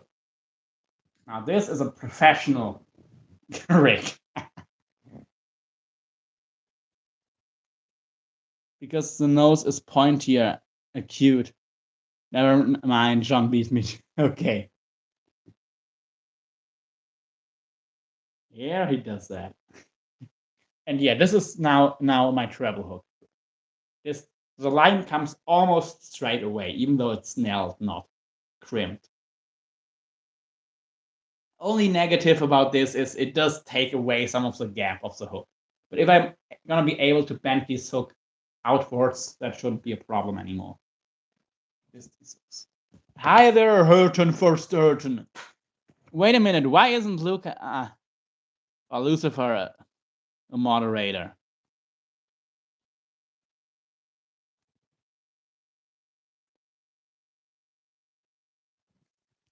I think you're on my other channel, just not on this one. Yeah, yeah. I don't know how often you were on this one. Okay, Lucifer, your name is gonna be blue now. Yep, there it is. Very nice. Wait.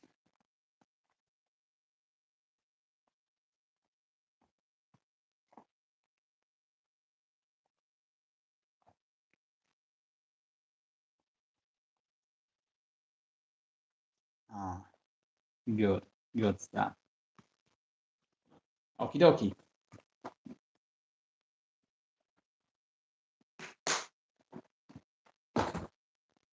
Okie dokie, artichoke.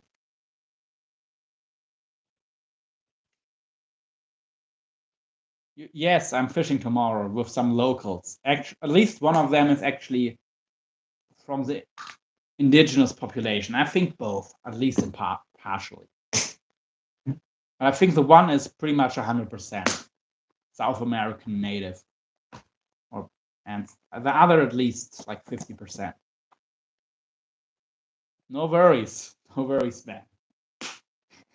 If anyone deserves it, then it's you. Hell yeah, that's awesome. Yeah, and I hope I can probably. I think they're gonna be cool with a live stream as well.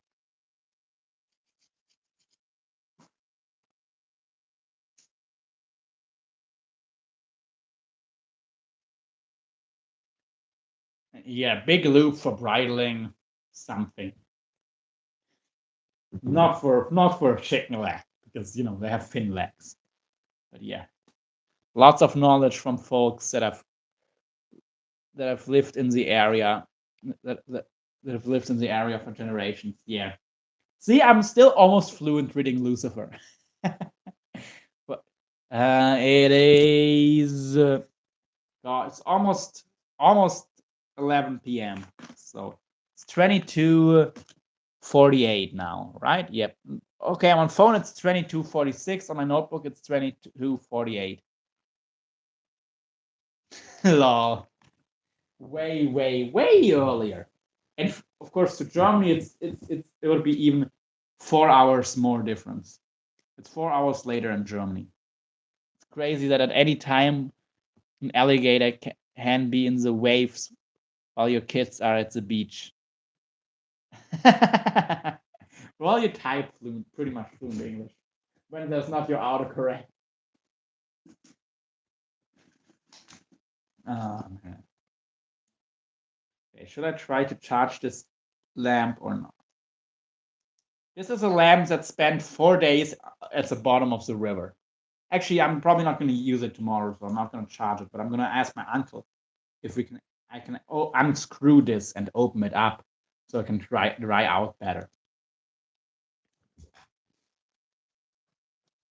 Yes, 11:48.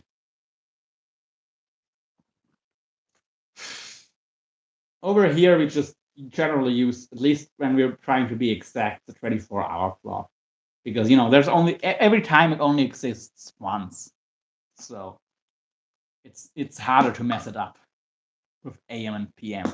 That's probably also why in the US the military still uses it, even though everybody else doesn't. But over here in Germany, everyone uses it, and in Brazil it is still commonly used. Maybe not everyone, but regular people still use it. You don't have to be in the military.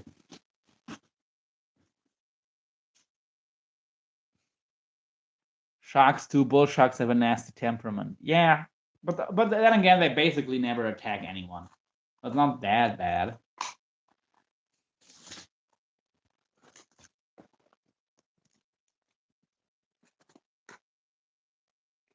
But I think they are probably the most dangerous shark. And if they would get bigger, then they would be even more dangerous. That's a good time for you. 1950. That's a nice time of the day. Yeah.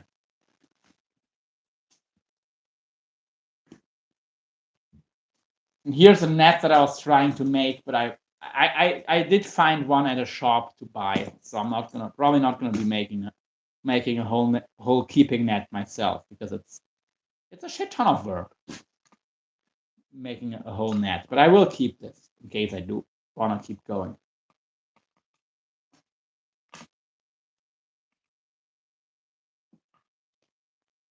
I'll be out fishing tomorrow. Also nice. Lol. Here in murky waters, they bite often.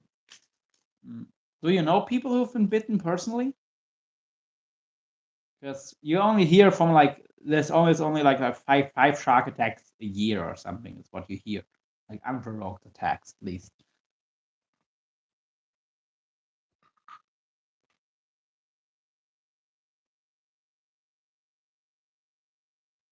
Yeah, they are pretty. Yes, 3 people. Wow. Okay, definitely more common than the official number.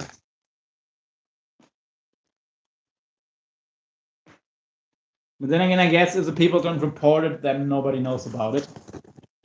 It doesn't always get reported because they're not always massive bites. Yeah, gotcha.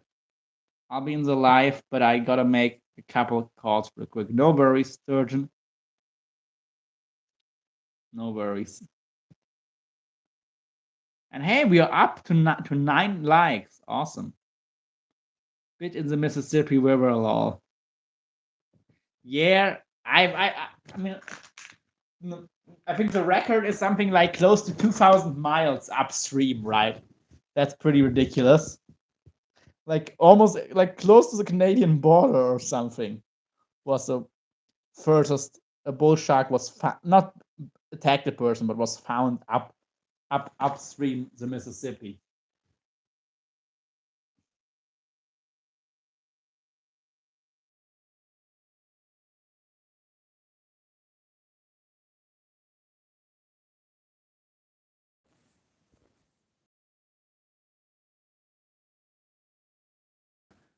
I hope my phone charges.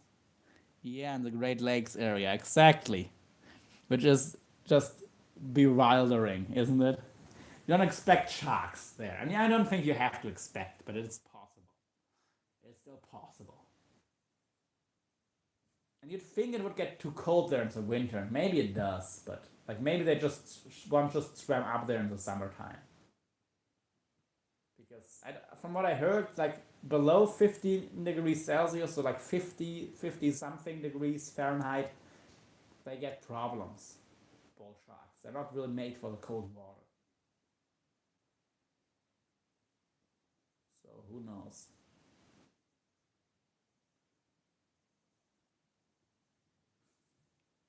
Who knows? People believe they migrate following certain fish populations. Yeah, that makes sense. It's still wild for them to swim up that far. Then again, I don't know. I think the science isn't clear if they can actually reproduce. I know they do bring their they do bear their pups in fresh water, but I don't know if they could actually breed, and probably they could. That would be wild if there could be completely landlocked populations that reproduce on their own in fresh water. I would honestly kind of like that. Like I would think that's awesome. If you have a shark population that doesn't enter the salt water at all at any point of their life. Hurton sturgeon in January. Yeah, in the delta area of Louisiana, they breed. Yeah, but isn't that still like brackish water though? Like not completely fresh water? Or I don't know. I mean, either one, it's still pretty cool. But if you would have like, if they would come into a lake, like if you would put them like in Florida into a lake and just leave them there for 100 years, would there still be bull sharks in there? Because if yes, I don't know. To me, that's really cool. Baby bull sharks were caught in some Miami area canals 2 years ago. Oh, for sure. They go up into the estuaries further inland, and some of the bayous, it's all fresh. I know they go into all fresh, but the question is, could they reproduce if they couldn't come back into the salt water? That's what I'm asking. Like, could you throw bull sharks in a lake and would there be a self-sufficient population? Like, for example, in Africa, Australia, or like in South America, could you put into a lake over here where it never gets too cold for bull sharks? Could you throw them in here and they would create a population? John going plunking next week for steelhead, but going below Bonneville Dam for sturgeon tomorrow. I know spot to catch sturgeon year round. Yeah, right. You did talk about that you figured out how to catch them all year, which is pretty cool.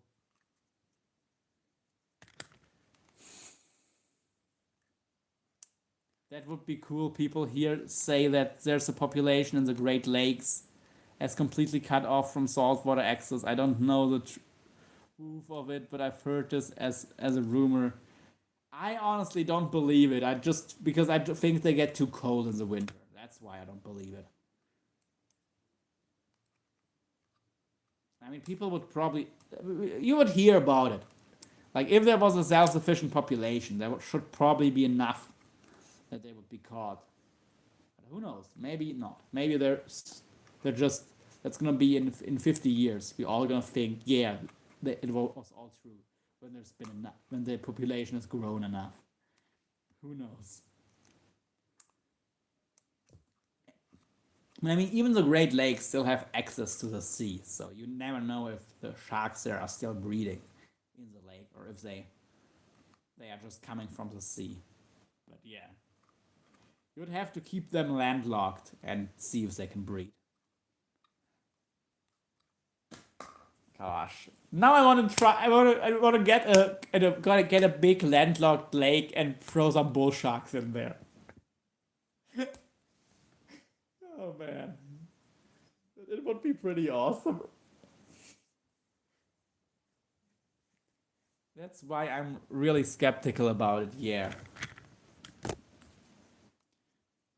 But honestly, if I live in a country where it never gets too cold, even in fresh water for bull sharks, and I have the chance to buy a big lake, I will do that.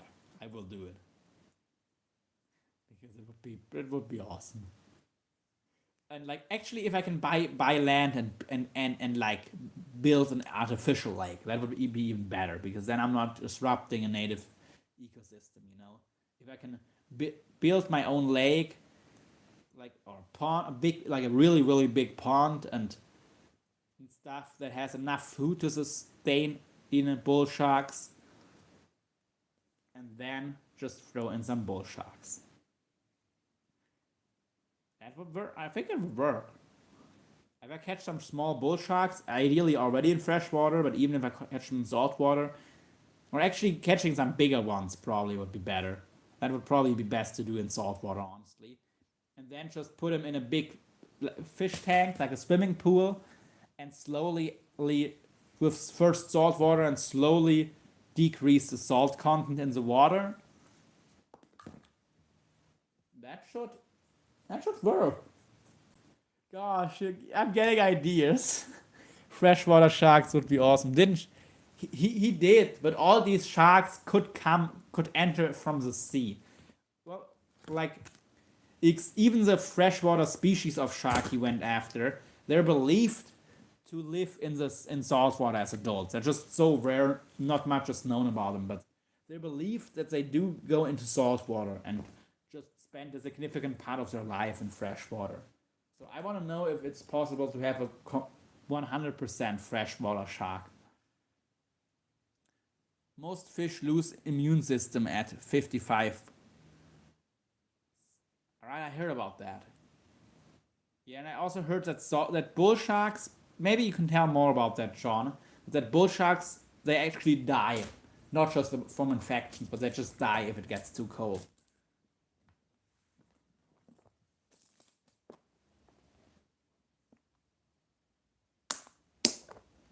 Bloody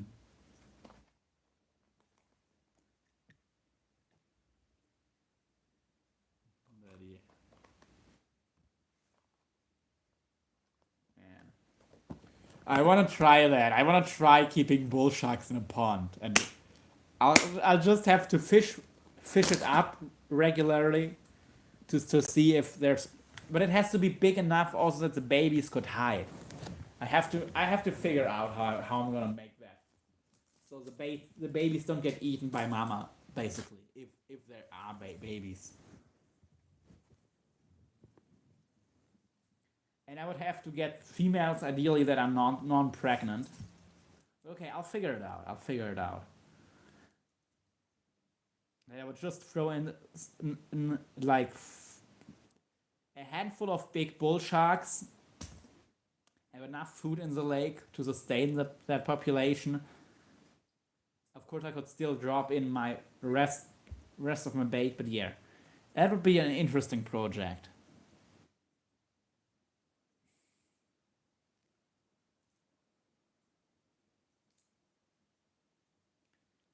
And then just fish there and hoping to catch a baby bull shark one day, like after a few years. That would be a really cool project, and I think that would also do well on social media. And if I do it in an artificial lake, it's not going to be any damage to the ecosystem. So yeah, I'll do that one day if I get enough money.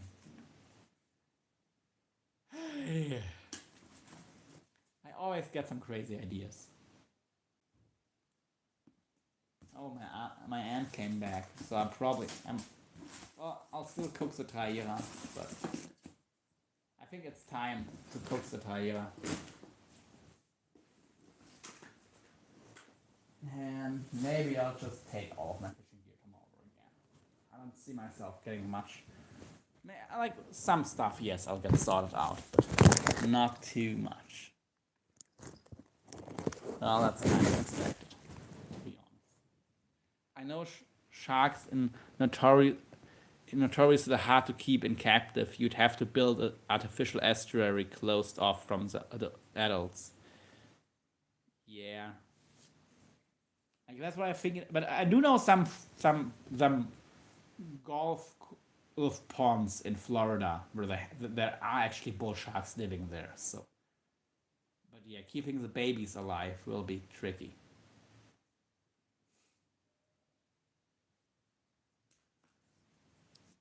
But hey, if I get rich through my fishing stuff, I'll do that one day. And if not, well, I'll never know.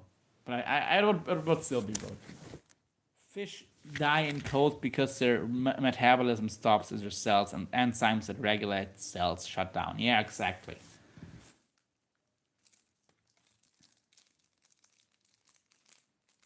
So, and of course, well, once it goes below freezing, then it's for most fish, it's the end. Not all, but for most. Only a few fish have antifreeze in their blood. Which is pretty wild if you think about it, isn't it? That some fish basically have natural antifreeze in their blood.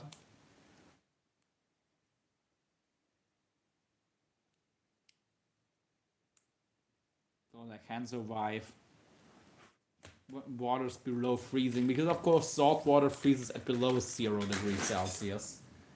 Something like maybe 28 degrees Fahrenheit. And moving salt water even at even lower temperatures. And some fish even live in that temperatures. So, yeah. Those temperatures. Anyway.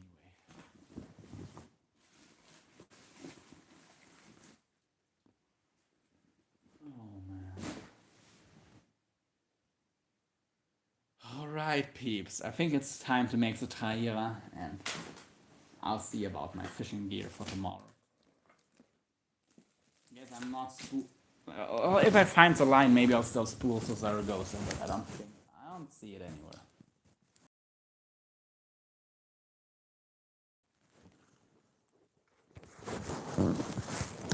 There's a temp range of cold tolerance in species.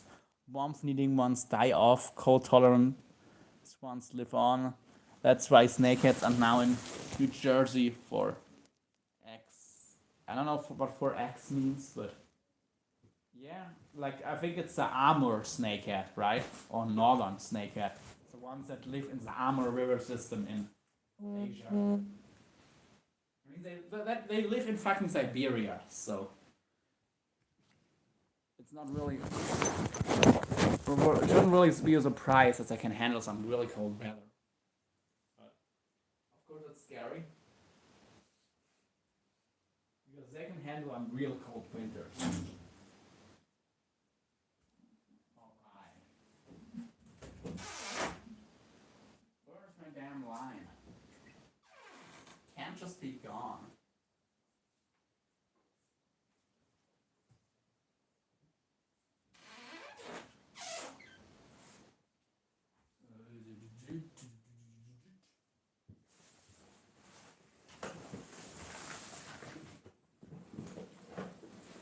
Nope, none in here.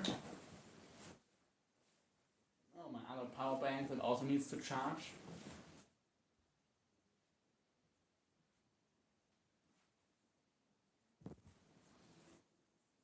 Good to have it. Good to have it. Yeah. Anyway, y'all, I'm gonna show you quickly the rods that I'm gonna bring for sure. And then the rods I'm gonna maybe bring. For sure, I'm gonna bring this rod right here. This is my favorite little rod that I actually was talking about earlier today. This is a 250 euro rod. It has Fuji stick guides on it, and it's a really nice blank. It's 2 meters 70, so 9 feet long, and it has a really good action. It's really light. And as real, I have this 5K certain SW on here, which is a really powerful little reel with an extremely strong gearing. And yeah, these two. This is a big reel for this rod, but it's not too heavy because diver makes the reels really light. So yeah, this works really well together. I love it.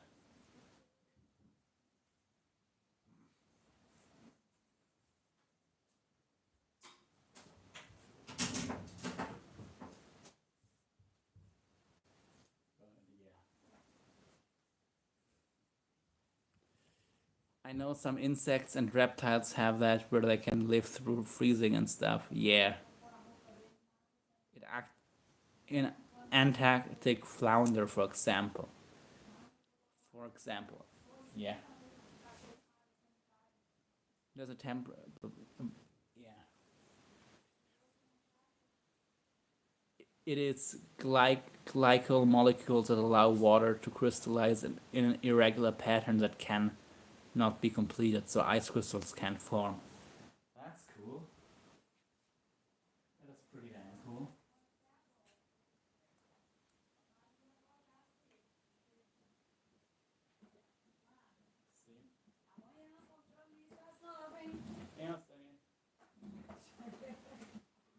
Mas dormiu muito. Não, deixa eu passar. Sim. Sim. That's 8 horas. Okay, here's my other cable at least. Yeah. Eu acho melhor você pôr o telefone, porque amanhã eu vou cuidar dos cachorros. Não, mas eu vou sair 20 para as 8, já te chamo. Sim, eu também posso colocar uma alarme. Não, mas eu te chamo que eu vou sair quase 8. Ok. Te dou um despertar. Sim, alguns minutos diferentes, mas...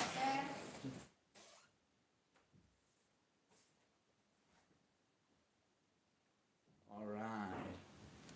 Lizards are in cold torpor and either die or can be revived. Like the iguanas in Florida howling out of the trees in the winter. Never thought I'd see a warning sign of falling from the iguanas before, but hey, here we are, seen him when we went for a visit for Christmas. That's pretty fun.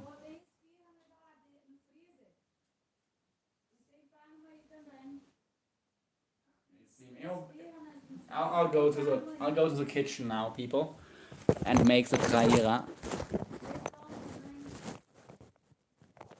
But I'll stay alive for that. I have a phone, but okay. If the phone dies, it dies.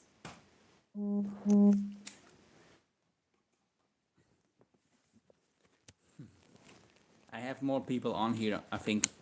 Anyway, or actually, okay. Let's see. I need a plug-in charger for my phone. Because the one I've used didn't really work all that well. If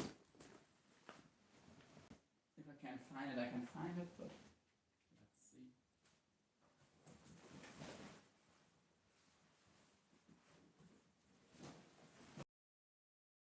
Didn't work too well. It still held the battery. Good, I guess. Yeah, that's pretty wild to see signs for frozen iguanas falling out of trees. I mean, yeah, if you have a bunch, I'm gonna show you the rocks after, because my uncle is eating now. So.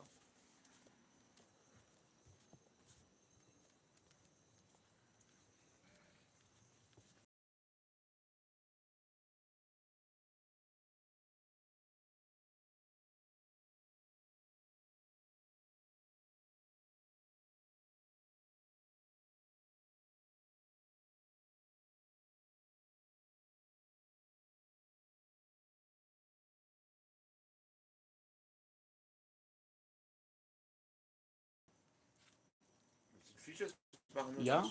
Ja. wie gesagt, in 5 bis 10 Minuten ist er fertig. Ja, okay. Das ist eine kurze Nummer. Alles klar. Also, isst du noch was davon oder nicht? Ja, ein bisschen. Also Okay.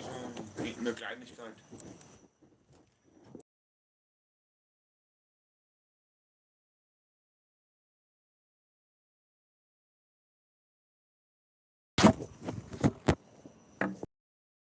Let me find a good camera. Actually, I think that's gonna be.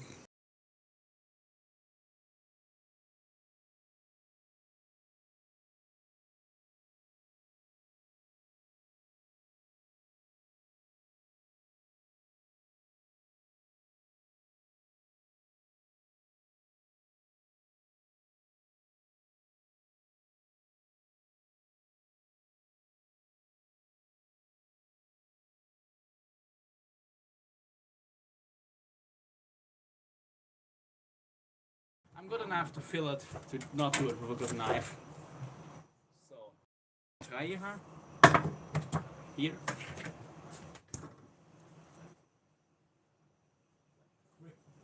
I'll quickly wash my hands off camera.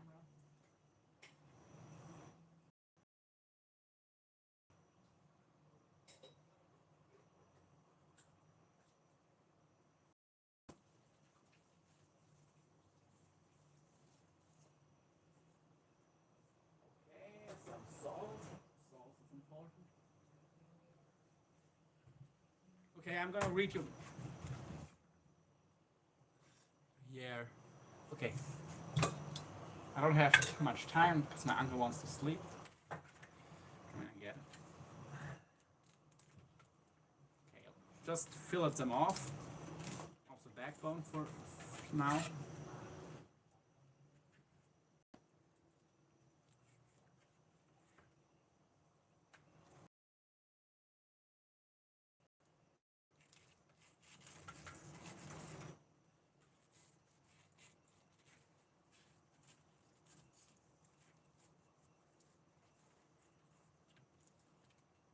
Doesn't have to be pretty, but these are actually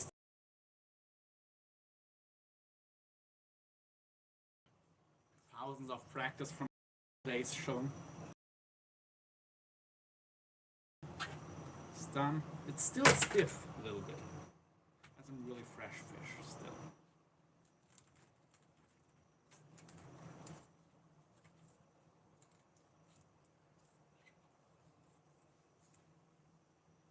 Okay, this fillet wasn't quite as good.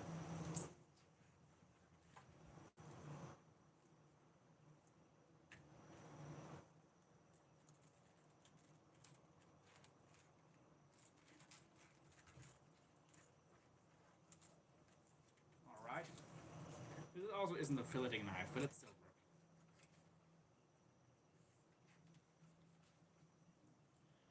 Actually, for the next step, I'll get me a fork. Okay, we have our 4 fillets knocked off. Now we're just gonna make them getting ready. Boneless. There's special forks for this too, but hey, it is just me or has been buffering for a while.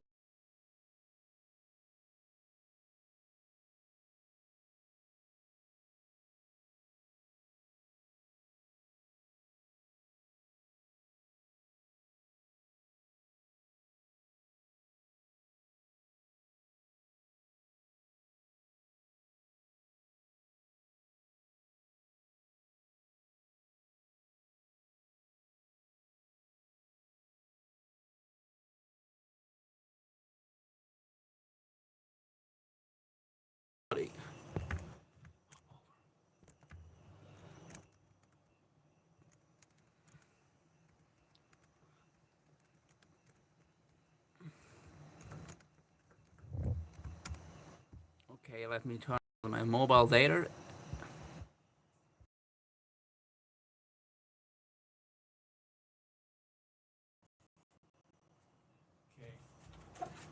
Okay, fillet is ready.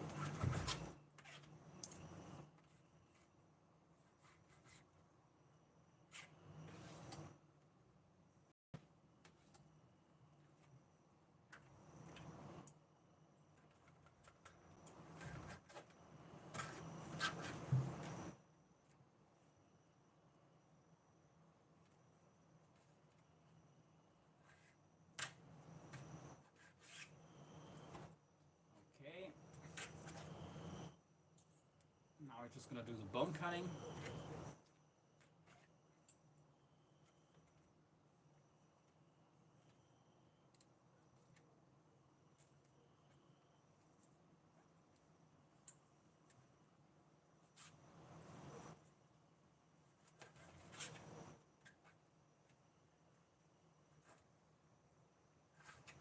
And this is a little bloody because I use this precious bait, so we're gonna cut off a little piece extra.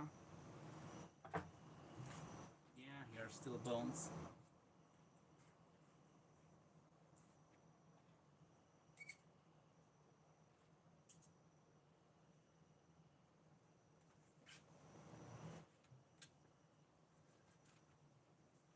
Ô, Marlon, Sim. amanhã eu vou deixar umas coisas prontas para você levar. Então não preocupa Sim. com amanhã, preocupa com você só agora, viu? Sim. Okidoki. Du auch. Boa noite. Ah, não vai. Okay, so these fish, like any carps, fish of the carp family, they have those Y bones. So all you gotta do is cut every couple of millimeters, like every 1/10 of an inch or finer. You wanna cut to the skin. Actually, a super sharp knife can be a bad thing here, because you don't want to cut through the skin. No, and you want to salt it beforehand. That's gonna work the salt into the meat. Oops. Okay, I'm gonna salt the others real quick.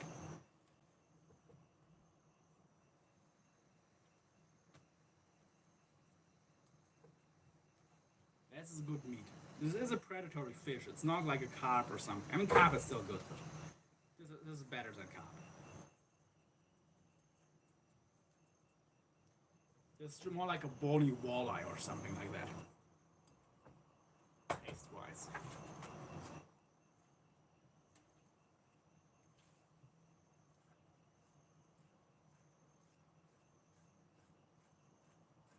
Okay, bone cutting.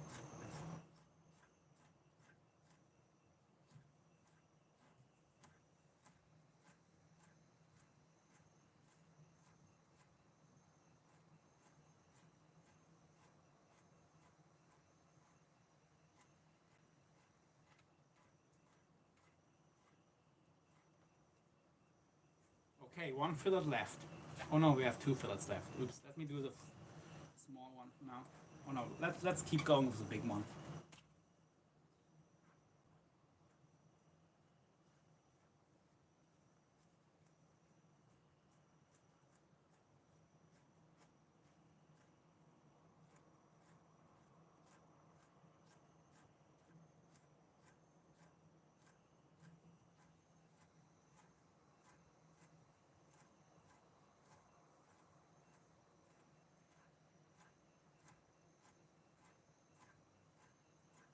And towards this tail, these bones always get thicker because they're actually not bones, they're calcified tendons.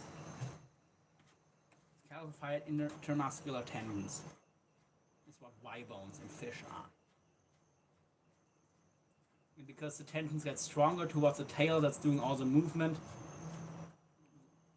these also get thicker.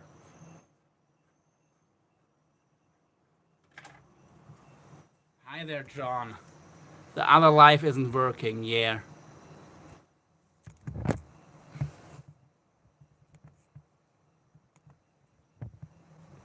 Alright.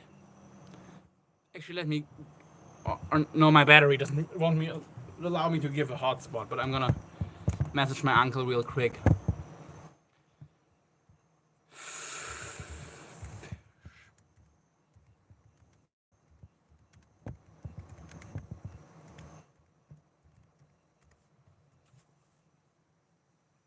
Oh yeah, no, I will do a hotspot, what the hell.